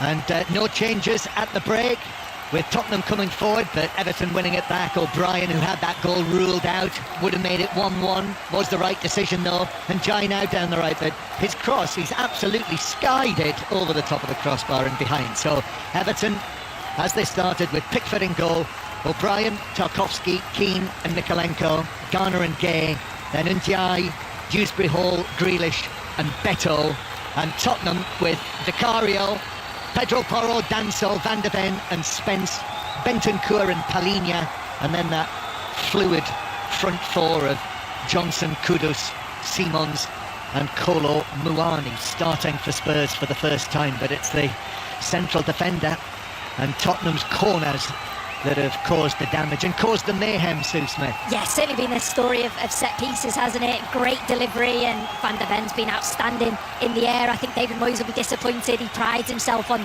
being strong at set pieces, and to let 2 not simple set pieces in, but good delivery, good header. Someone's got to challenge.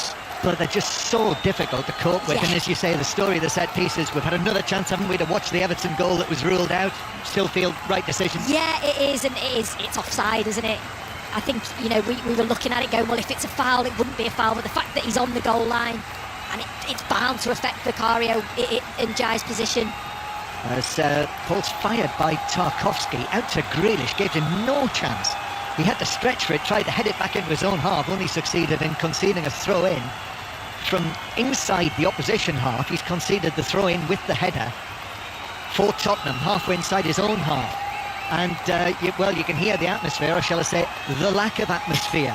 And so many attractions inside the stadium here that there are lots and lots of empty blue seats, even though we are 2 minutes into the second period, and Everton, their team, need their support. Yeah, they do, and the next goal, I know it's a simple thing to say, but it is vital, isn't it? 3-0, it's game over. Bentancur wins it back, then Kolo Muani to Kudus.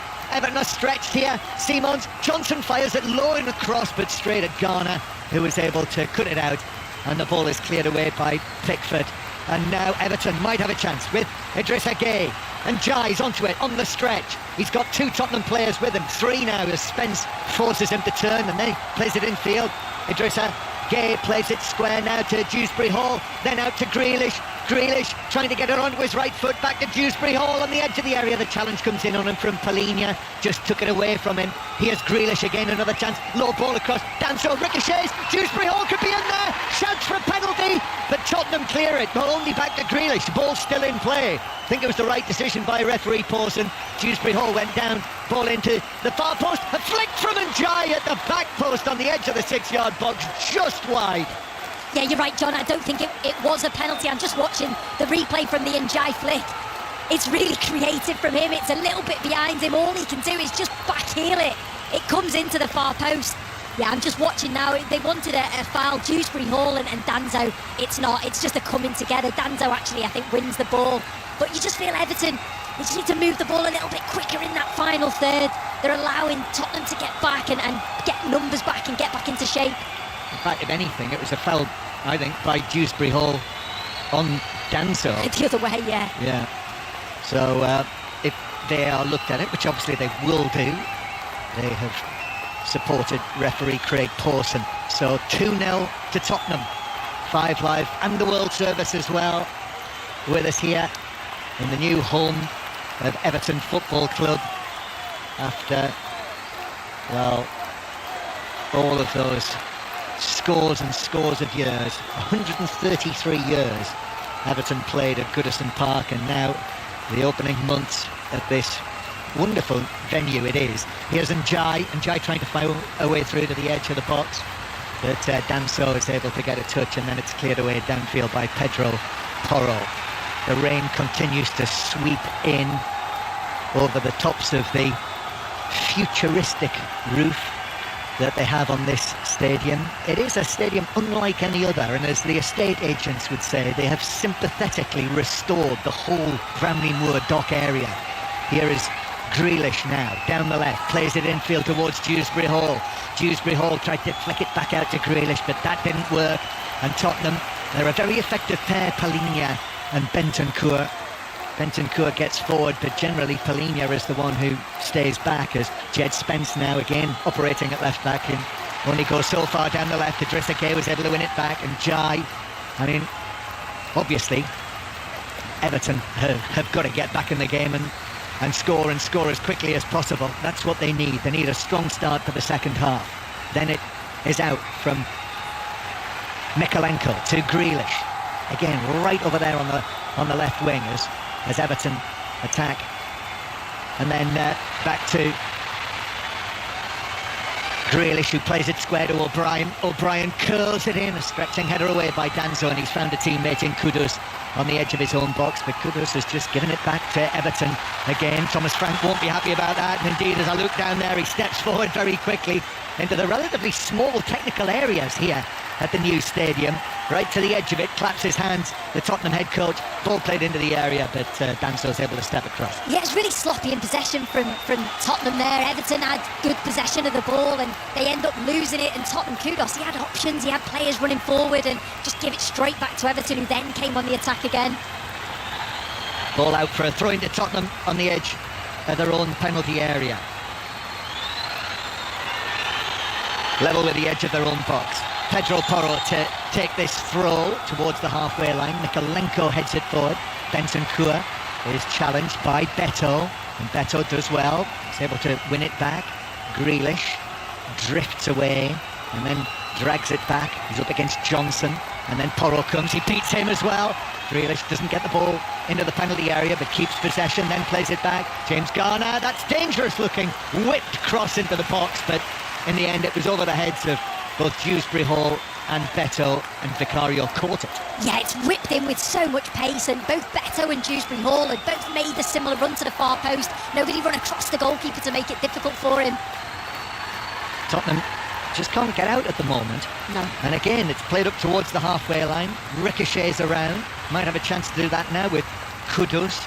And Michael Keane puts the challenge in on him, and it runs away out of play for a throw into Everton. Keane is going to take it quickly, which he does. Dewsbury Hall then rides the challenge from Simons. In comes Palhinha. That's a good tackle, and Tottenham have got it back and will now play it away downfield. Simons with a reverse pass to Kudus, who's on the left-hand side.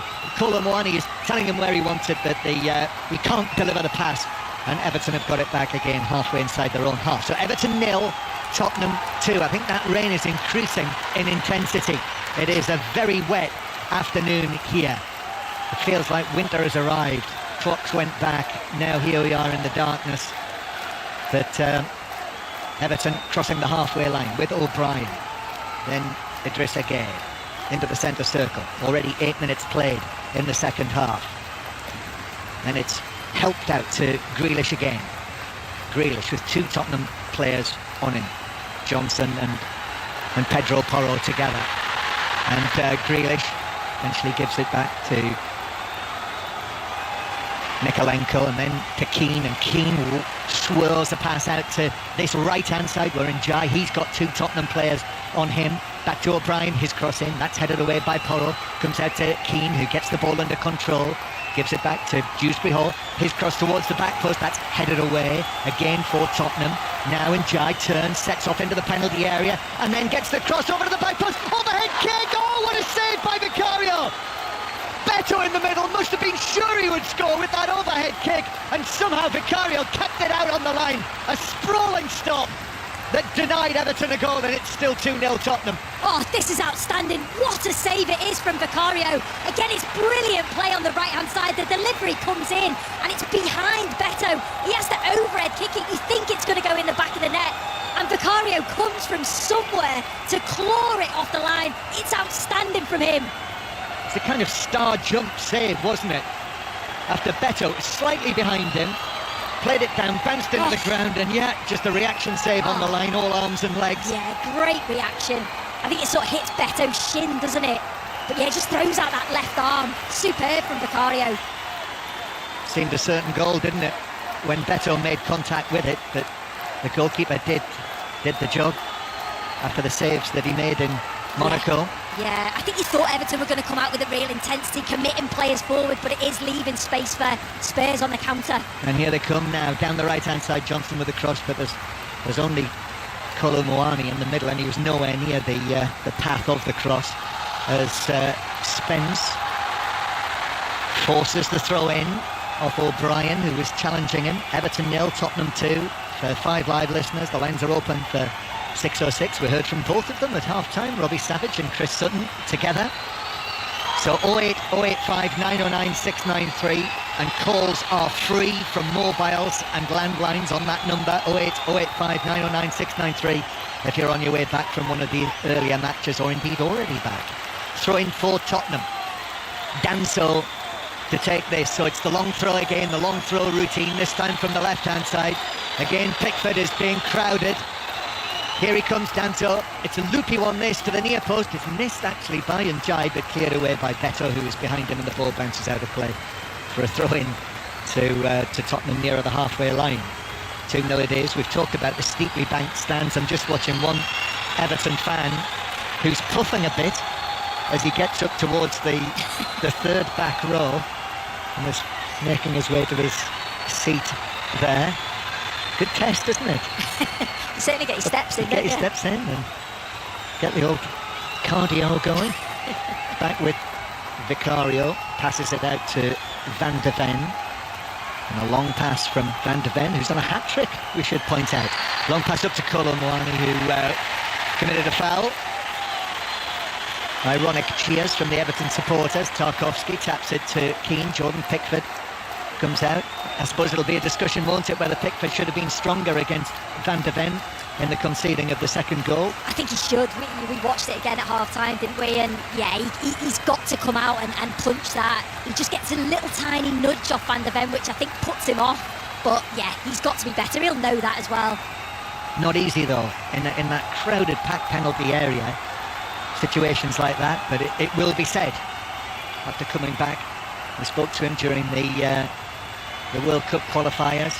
9 clean sheets in a row now for England. So that is a New England record for a goalkeeper, keeping 9 clean sheets in a row. Tottenham are going to make a couple of changes. Richarlison is preparing to come on, and Bergvall as well. So it looks as though it's going to be Tottenham who are going to be first to make the changes. And I suppose Everton are having more of the game. Here's Dewsbury Hall, couldn't find the pass through. That was intercepted, cut out well by that man, Van de Ven. He's very much in line for the Man of the Match award at the moment, as Siemens brings it forward.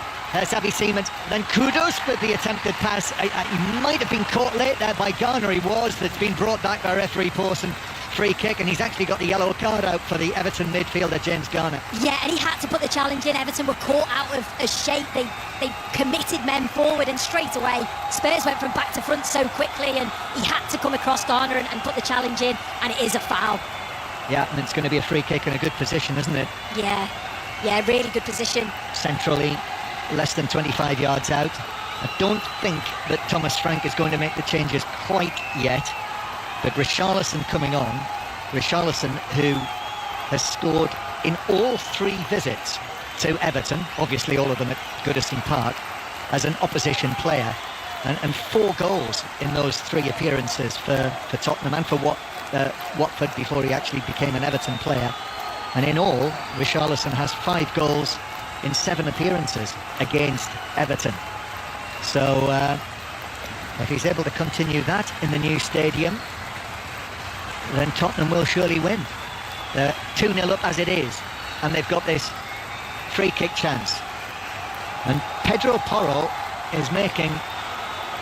is doing his best to make it look like he's the one who is going to take this, but it could be Kudus with the left foot.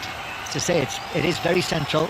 It's 2 strides outside the D, 2 big strides actually. Pedro Porro then is ready. They've got the man lying down behind the wall. Porro takes his steps back, shrugs his shoulders, deep breath from him, and Kudus then comes up, he takes it, it hits the top of the wall, and it's behind for a corner. Didn't have me fooled, Sue. No, not at all, it didn't.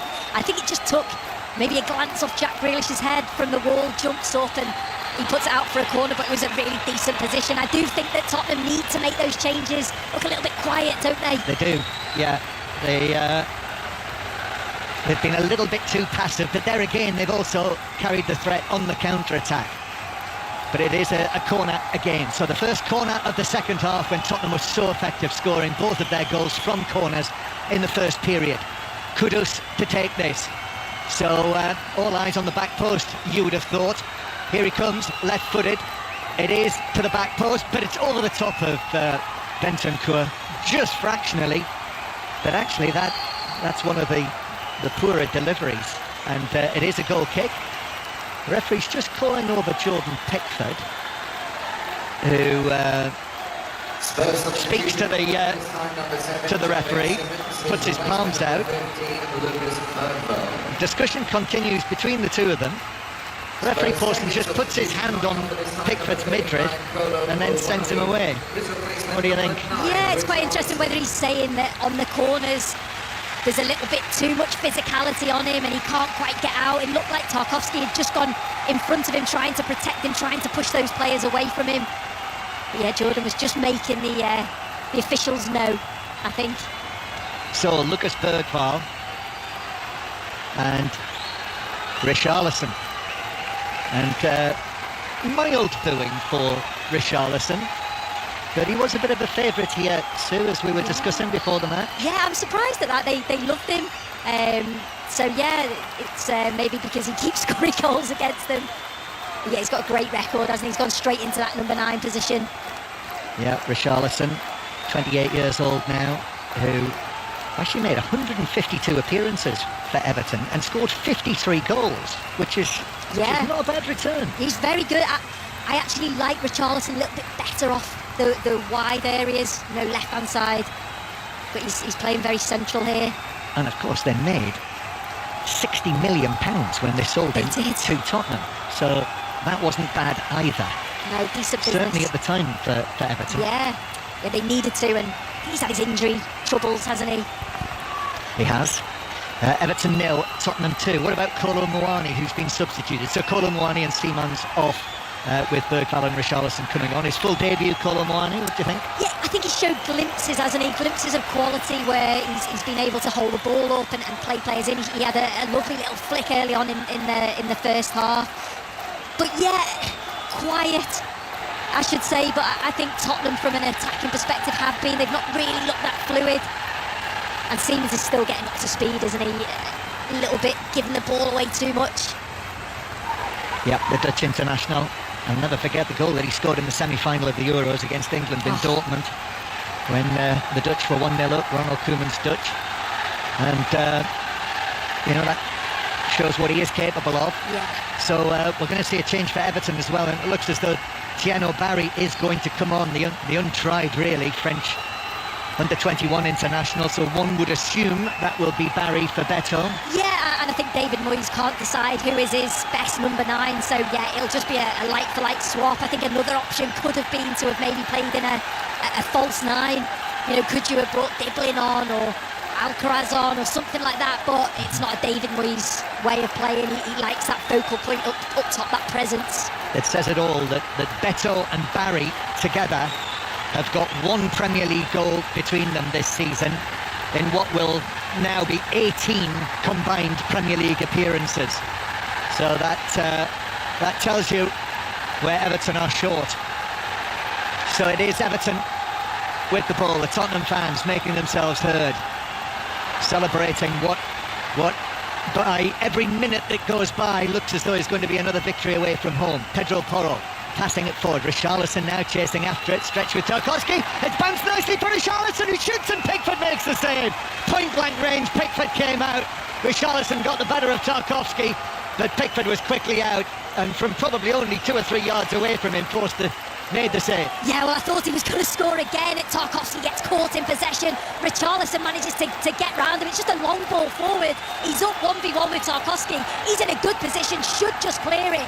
He heads it towards goal. Jordan Pickford does brilliant, comes out quickly, just narrows the angle down, makes it difficult for Richarlison.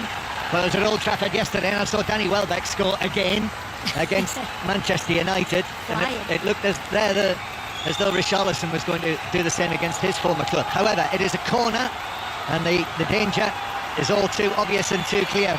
Tottenham with a corner. Kudus to take it into the near post. That's headed away by Beto, still on the field. Might be his last contribution. Bergvall comes across, and he lifts the pass out towards the far side, and then it's deflected out of play by Garner. And I think we will now see the substitution. And actually, I think as well as Barry coming on, I think they're going to make another change as well, and it's Merlin Röhl who's going to come on also for what will be only his third appearance for Everton.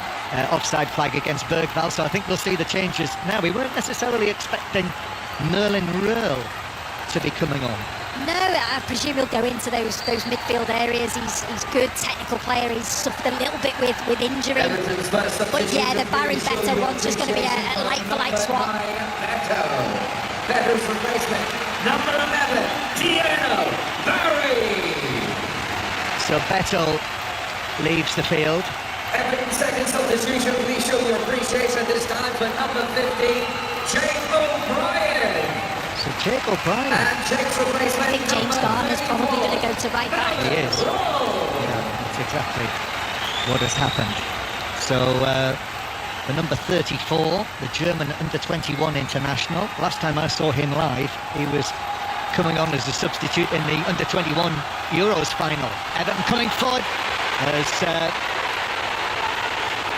Dewsbury Hall looked to square it across the penalty area, and then a foul on Idris again. It's a free kick to Everton out towards the left-hand side, halfway inside the Tottenham half. Oh, he had to hit it there, Mykolenko. It's really good play from Everton. Falls to Mykolenko, who's come inside. Jack Grealish is staying as wide as he possibly can, and he goes to just play it back across goal. Could have just hit that first time with his left foot. Set-piece situation, though. The score, Everton 0, Tottenham 2. They've just switched on. This is 5 Live. And the World Service from the BBC. Sue Smith sitting to my right. Actually, probably about 3 feet to my right in the slightly unusual commentary position configuration at the new stadium.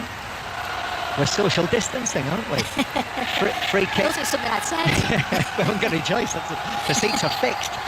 Right, Grealish is, in fact, Dewsbury Hall takes this deep towards the back post, headed out, comes down to Njai, he lifts it across the box, then Richarlison's able to head it away. Grealish, though, is able to pick up possession of the ball. He's up against Pedro Porro, takes it into the air, lays it back towards the edge of the area, Garner with a shot, and that's deflected wide of the goal. In fact, they're saying, Tottenham, that it didn't take a deflection, and referee Pawson has corrected his decision, I suspect, and said it's a goal kick.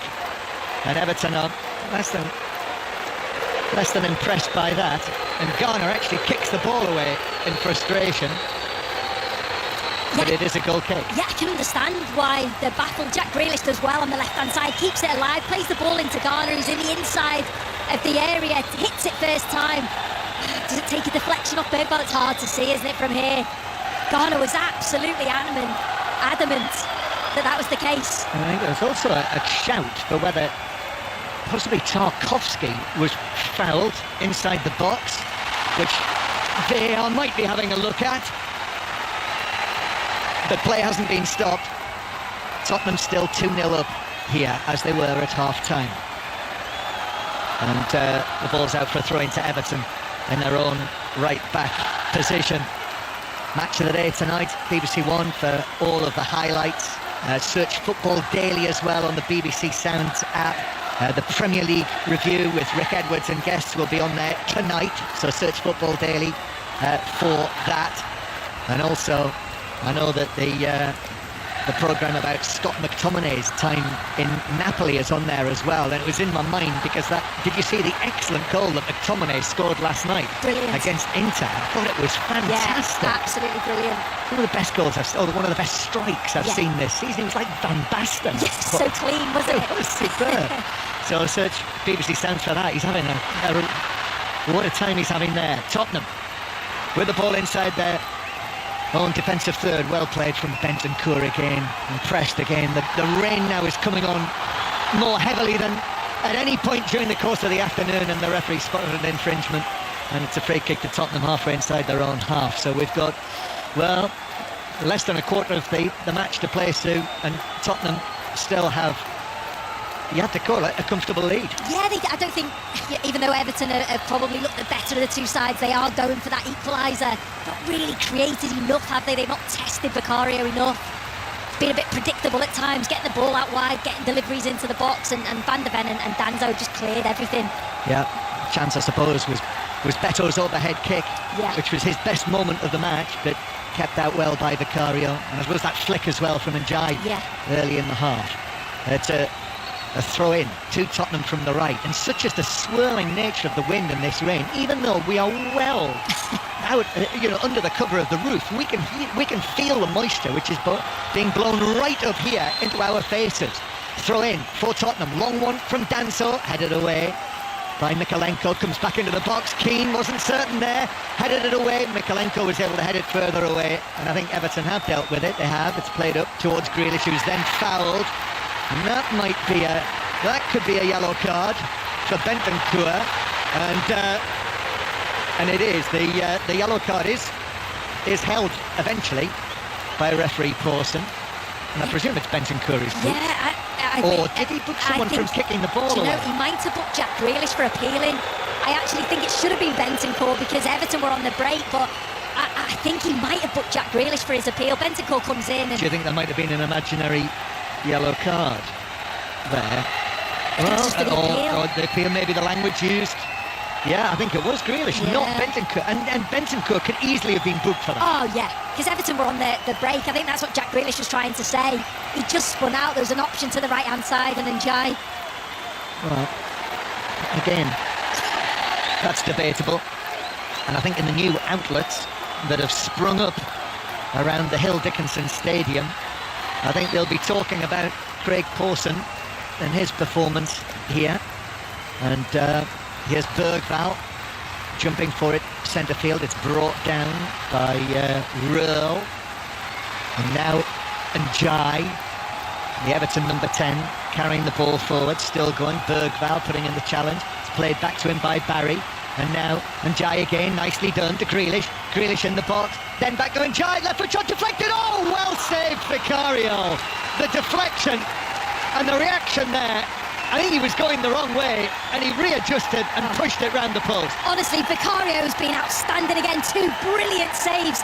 Again, it's good play from Everton, and Njai with the shot, but it's good play initially from, I think it's Jack Grealish, isn't it? Plays the ball into Njai. It's a first-time shot, but that deflection off Danzo, wrong foot's Vicario, but he's still able to get down and make the save. Well, double deflection, actually. It was. Yeah, two of the Tottenham players. Danzo being the last. Here's the corner, into the 6-yard box. Keane stretching, though.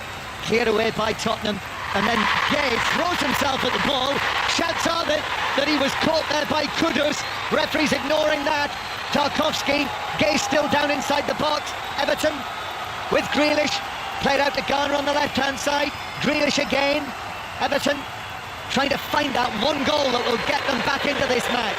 And then it's out of play for a throw, and the referee says, hang on a moment. They are, I think, talking to him about Kudus' challenge that sent Idrissa Gueye flying inside the penalty area.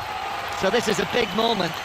I'm not sure this will be given as a penalty. I don't think it will. Idrissa Gueye's going for the ball. It's up against Kudus. They're both going for the ball. Idrissa Gueye just jumps and falls over, basically. definitely not a penalty. No. Again, if anything, it's Idrissa Gueye jumping into Kudus. Yeah. So yeah, that's dismissed. Still 2-0 Tottenham. Long throw for Everton. Flicked on at the near post. Bounces to Idrissa Gueye, who shoots, and it's blocked by the Tottenham player. I think it was Palhinha who was in the line of fire there. Yes, it was. He's getting all the low fives. And such was the effectiveness of the block. It actually went at right angles out for a throw-in, which Everton have taken and played all the way back to Pickford. Yeah, well, they're certainly putting their bodies on the line, aren't they, Tottenham? It was Palhinha that time. Good strike from Idrissa Gueye, and Palhinha just throws himself at it.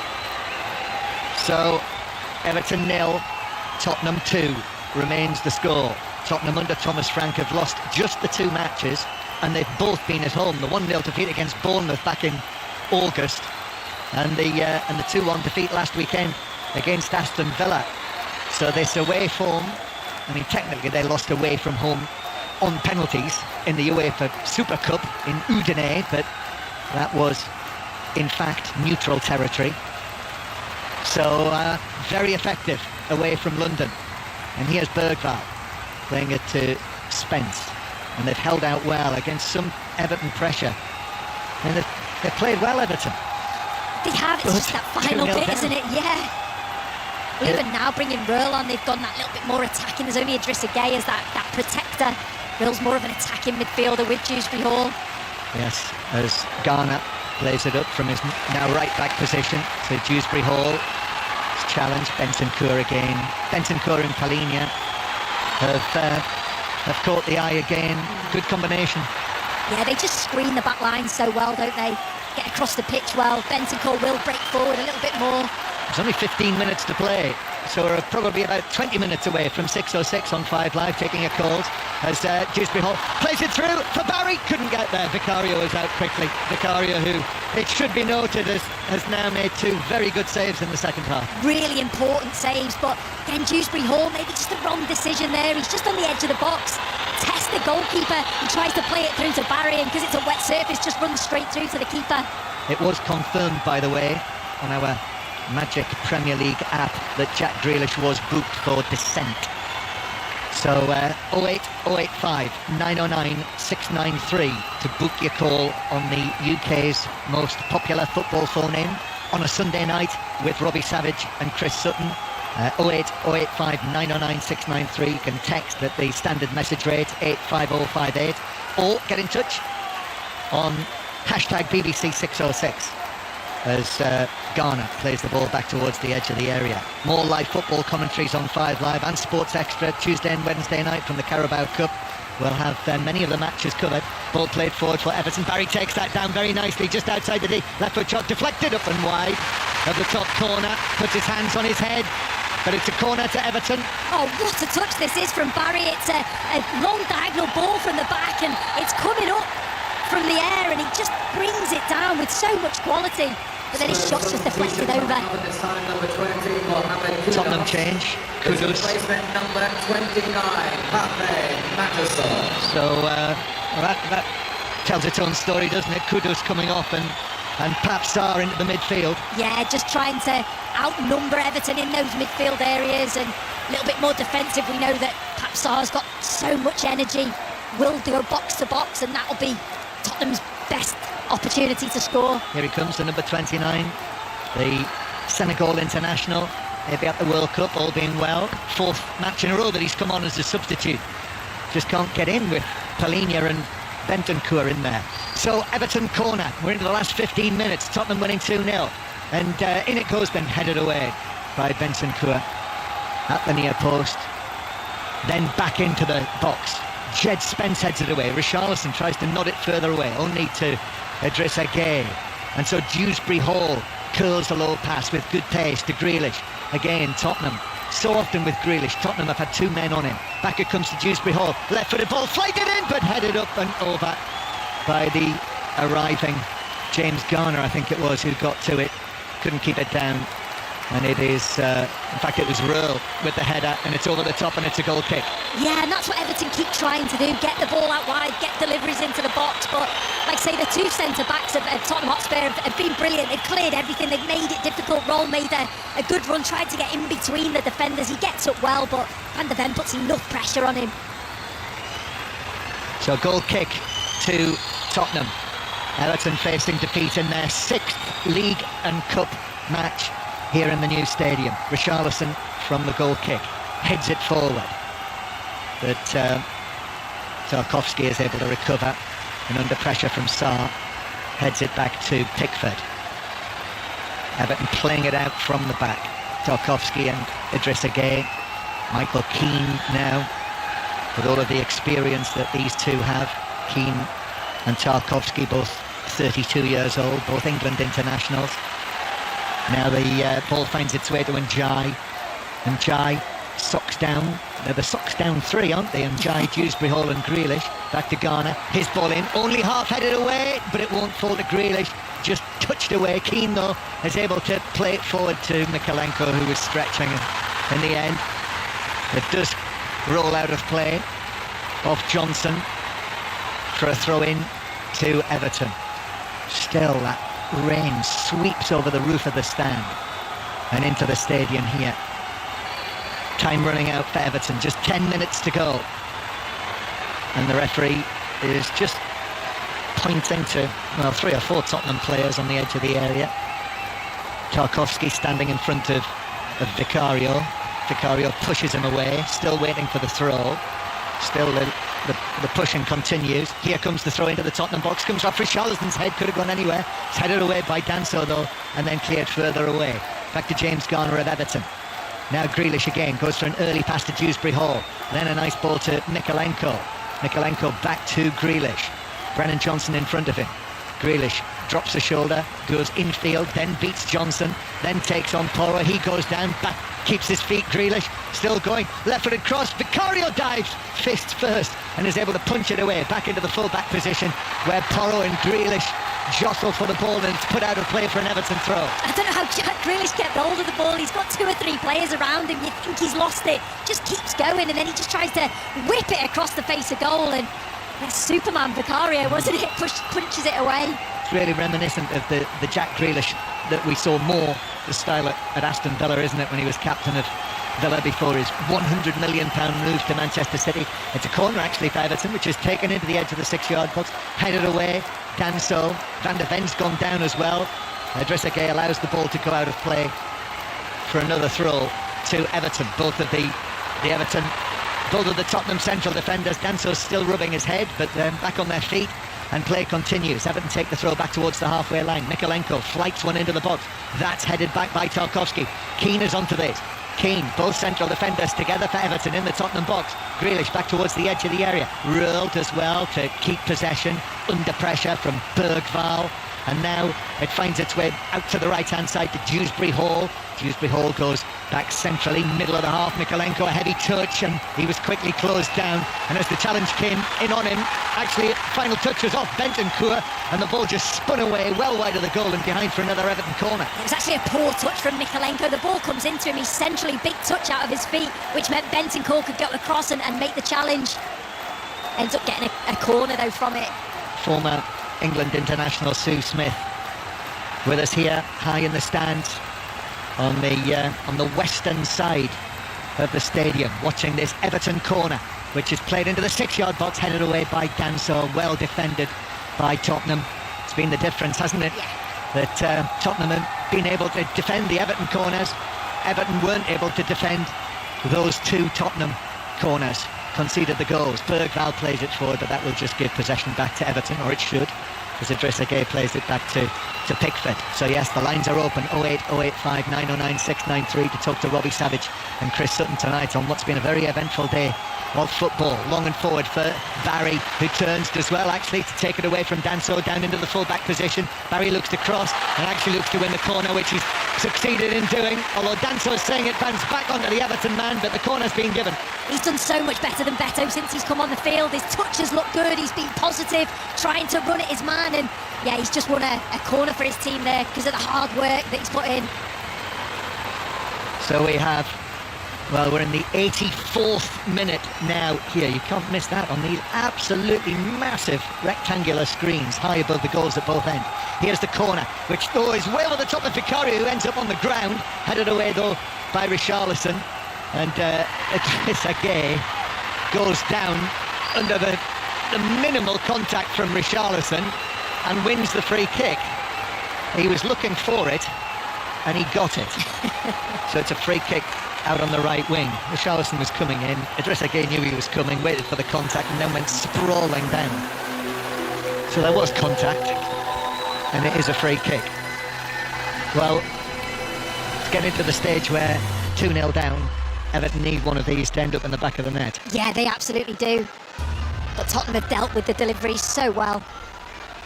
Carlos Alcaraz is going to be sent on by David Moyes presently. But first the free kick. Dewsbury Hall left-footed in swing. Vicario comes and gets a punch on it. Out to Grealish, who's able to take it down. And then as the Tottenham defenders come out, curls it to Garner. Garner's ball in. That's headed away. On the edge of the area by Van de Ven. 2-goal Van de Ven, who's now got 5 this season. He is Tottenham's leading scorer, the captain, in the absence of Romero. Now, on the right, ball in from Dewsbury Hall. That's headed away. Back to Garner again, James Garner. And Giai backs away and then sets off with the ball at his feet. Plays it back to Garner, whose cross is charged down by Richarlison, and Richarlison's chasing after this. And now Richarlison reaches it on the halfway line. He's not got another Tottenham shirt within 30 yards of him, and he's dispossessed by Mikolenko, who then gives it away, hence the groans from the Everton supporters. And Tottenham with Bentancur, excellent play from Bentancur, the Uruguayan, knowing that the challengers are coming in, was able to roll, play it forward into the path of Porro, who won a free kick on the halfway line. And David Moyes makes his next change. Idrissa Gueye. But number 27, Idrissa Gueye is withdrawn, and on comes Carlos Alcaraz. This is replacement number 24. This is a real attacking change, isn't it? I'm not sure who's going to sit in that midfield area now. Well, I presume it will. Maybe Brill. I guess it'll probably have to be. So he's got Alcaraz, Rowe, Dewsbury Hall and Giai, Grealish and Barry all on the field. He's going for it, he has to. Yeah. Last few moments of the game, they need to score now, don't they, if they're going to get anything from the game. And it's been an agonising one for Everton. You know, they've just kept knocking on the door. Vicario's made the saves. Van de Ven and Danso have been a very good pair in central defence. I mean, they defended well as a team, haven't they, with Palhinha and Bentancur. And here's Sarr now running it away for Tottenham, and then in comes the challenge, which was a free kick. Röhl sliding in, caught Sarr, free kick to Tottenham on the halfway line, and with 3.5 minutes of the 90 to play, Tottenham will be on the go slow here. Yeah, they will. I think what Thomas Frank said to Sarr when he's come on is make sure that you get in and around Richarlison, try and support him when we go forward, but get yourself back into those midfield areas and defend and make it tight. That's exactly what he's done. With this victory, if it is to be a victory, Tottenham will be going up to 3rd in the Premier League. So they'll be splitting the big two, Sue, of Bournemouth and Sunderland, who are currently 2nd and 3rd in the table. Arsenal, after their win, are 4 points clear. Sarr breaks forward, tries to square it for Bergvall. The defenders were back, both Tarkowski and Keane. And actually the offside flag, I think, went up. Yeah, I think it did. Tarkowski and Keane do brilliant. They're so brave, because as the ball comes in, there's players coming into them and they just manage to get their body in the way, but it was offside anyway. Yeah. And again, another one of those scenarios where the two of them could have cannoned into one another. And Bergvall, the post was there as well, I think. I think both of them collided together and slid into the post. And then the offside flag goes up. So Everton now, in the 88th minute, facing defeat here for the first time in the Premier League. They will have wanted David Moyes to keep this going as long as possible, but it looks here towards the end of October that they're going to be beaten for the first time. Bergvall, then into Sarr, nice economically, couple of touches, gives it to Porro, who's coming forward, not at full tilt. Porro's cross towards Richarlison, who heads it across the box, and it's headed in by Sarr, and that's 3-0, and that confirms it. Tottenham will be winning this, and Everton will be beaten here in the Premier League for the first time in their new stadium. Simple as that. Well played, Tottenham. They've soaked up all of the pressure, and now it's Everton 0, Tottenham 3. Yeah, they have, and that's exactly what you thought could potentially happen. Everton will be out of shape because they're trying to get themselves back into the game, because they made so many attacking substitutions, and when Tottenham go forward, they went forward and they were clinical. Sarr with a header. Since he's come on, that's what they've been asked to do. Get yourself in the box when we go forward, get yourself back into midfield, and it's just a good break from Tottenham. They go from back to front so quickly, and Everton just can't cope. Sarr, the goal scorer, 3-0 to Tottenham, and that sparks a mass exodus. I've been told that this is not the easiest stadium to get away from, and therefore thousands and thousands of Everton fans are now leaving the ground and trying to steal a march on everyone else. But disappointing, very disappointing scoreline certainly for Everton. They've just not been able to produce the end product.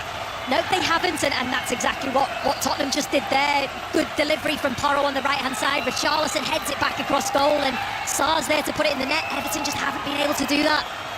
No, and so Tottenham will be third in the league tonight and continue unbeaten away from home in League and Cup this season, and indeed during the time of Thomas Frank's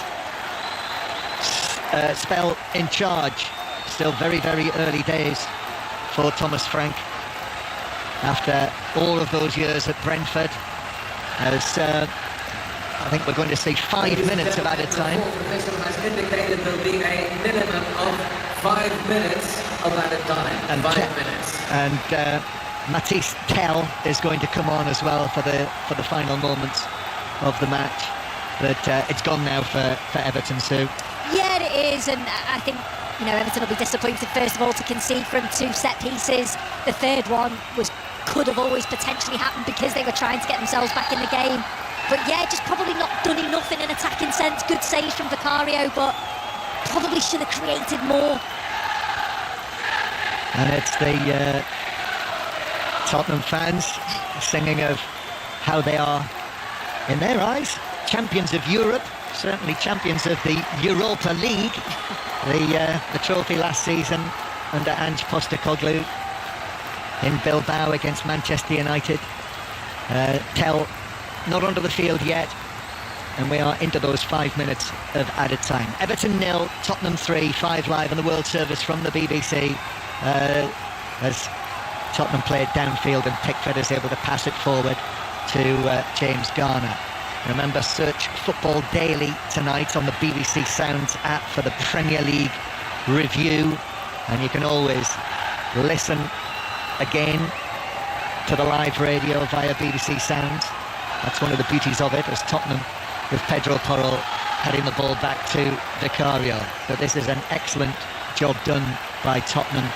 But on what was an inhospitable day weather-wise here, right next to the River Mersey in the stadium, but they've done a proper job on Everton.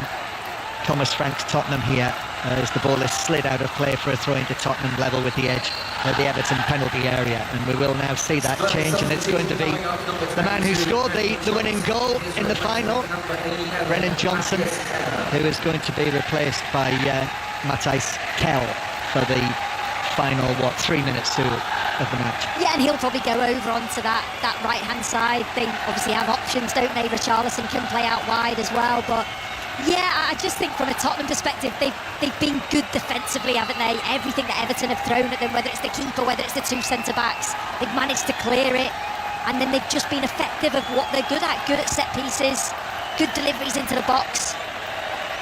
So what should we be thinking of Thomas Frank's Tottenham this season, do you think? I think they're a team evolving, aren't they? I think he's come in and it's obviously a completely different style to Ange Postecoglou, and he's just tried to make them solid, well organised, be good at those sort of things, set pieces, can go direct if they need to. But yeah, I think he'll try and evolve the style and the creativity going forward, and that'll help when players come back, and I suppose those players that have come in, when they adapt even more. They'll be wanting to finish in the top 4.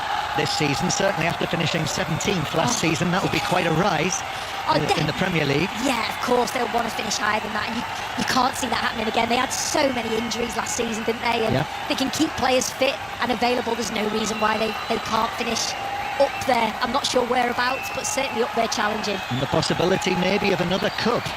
That would have to be on the agenda for Thomas Frank as Paulinho wins a free kick in the central third, although they've got a tough match on Wednesday night away at Newcastle, so that against the holders in the Carabao Cup. That'll be one of our commentaries on 5 Live or Sports Extra on Wednesday evening. I think that will be on Sports Extra actually. Liverpool Crystal Palace is going to be the 5 Live match on Wednesday night as it's played forward. As I was saying in the first half, really they should have won the UEFA Super Cup against PSG before eventually losing on a penalty shootout. Ball played forward, but Pickford's going to be able to deal with that. Overarms it out. But I mean, the stadium now is probably a fifth full.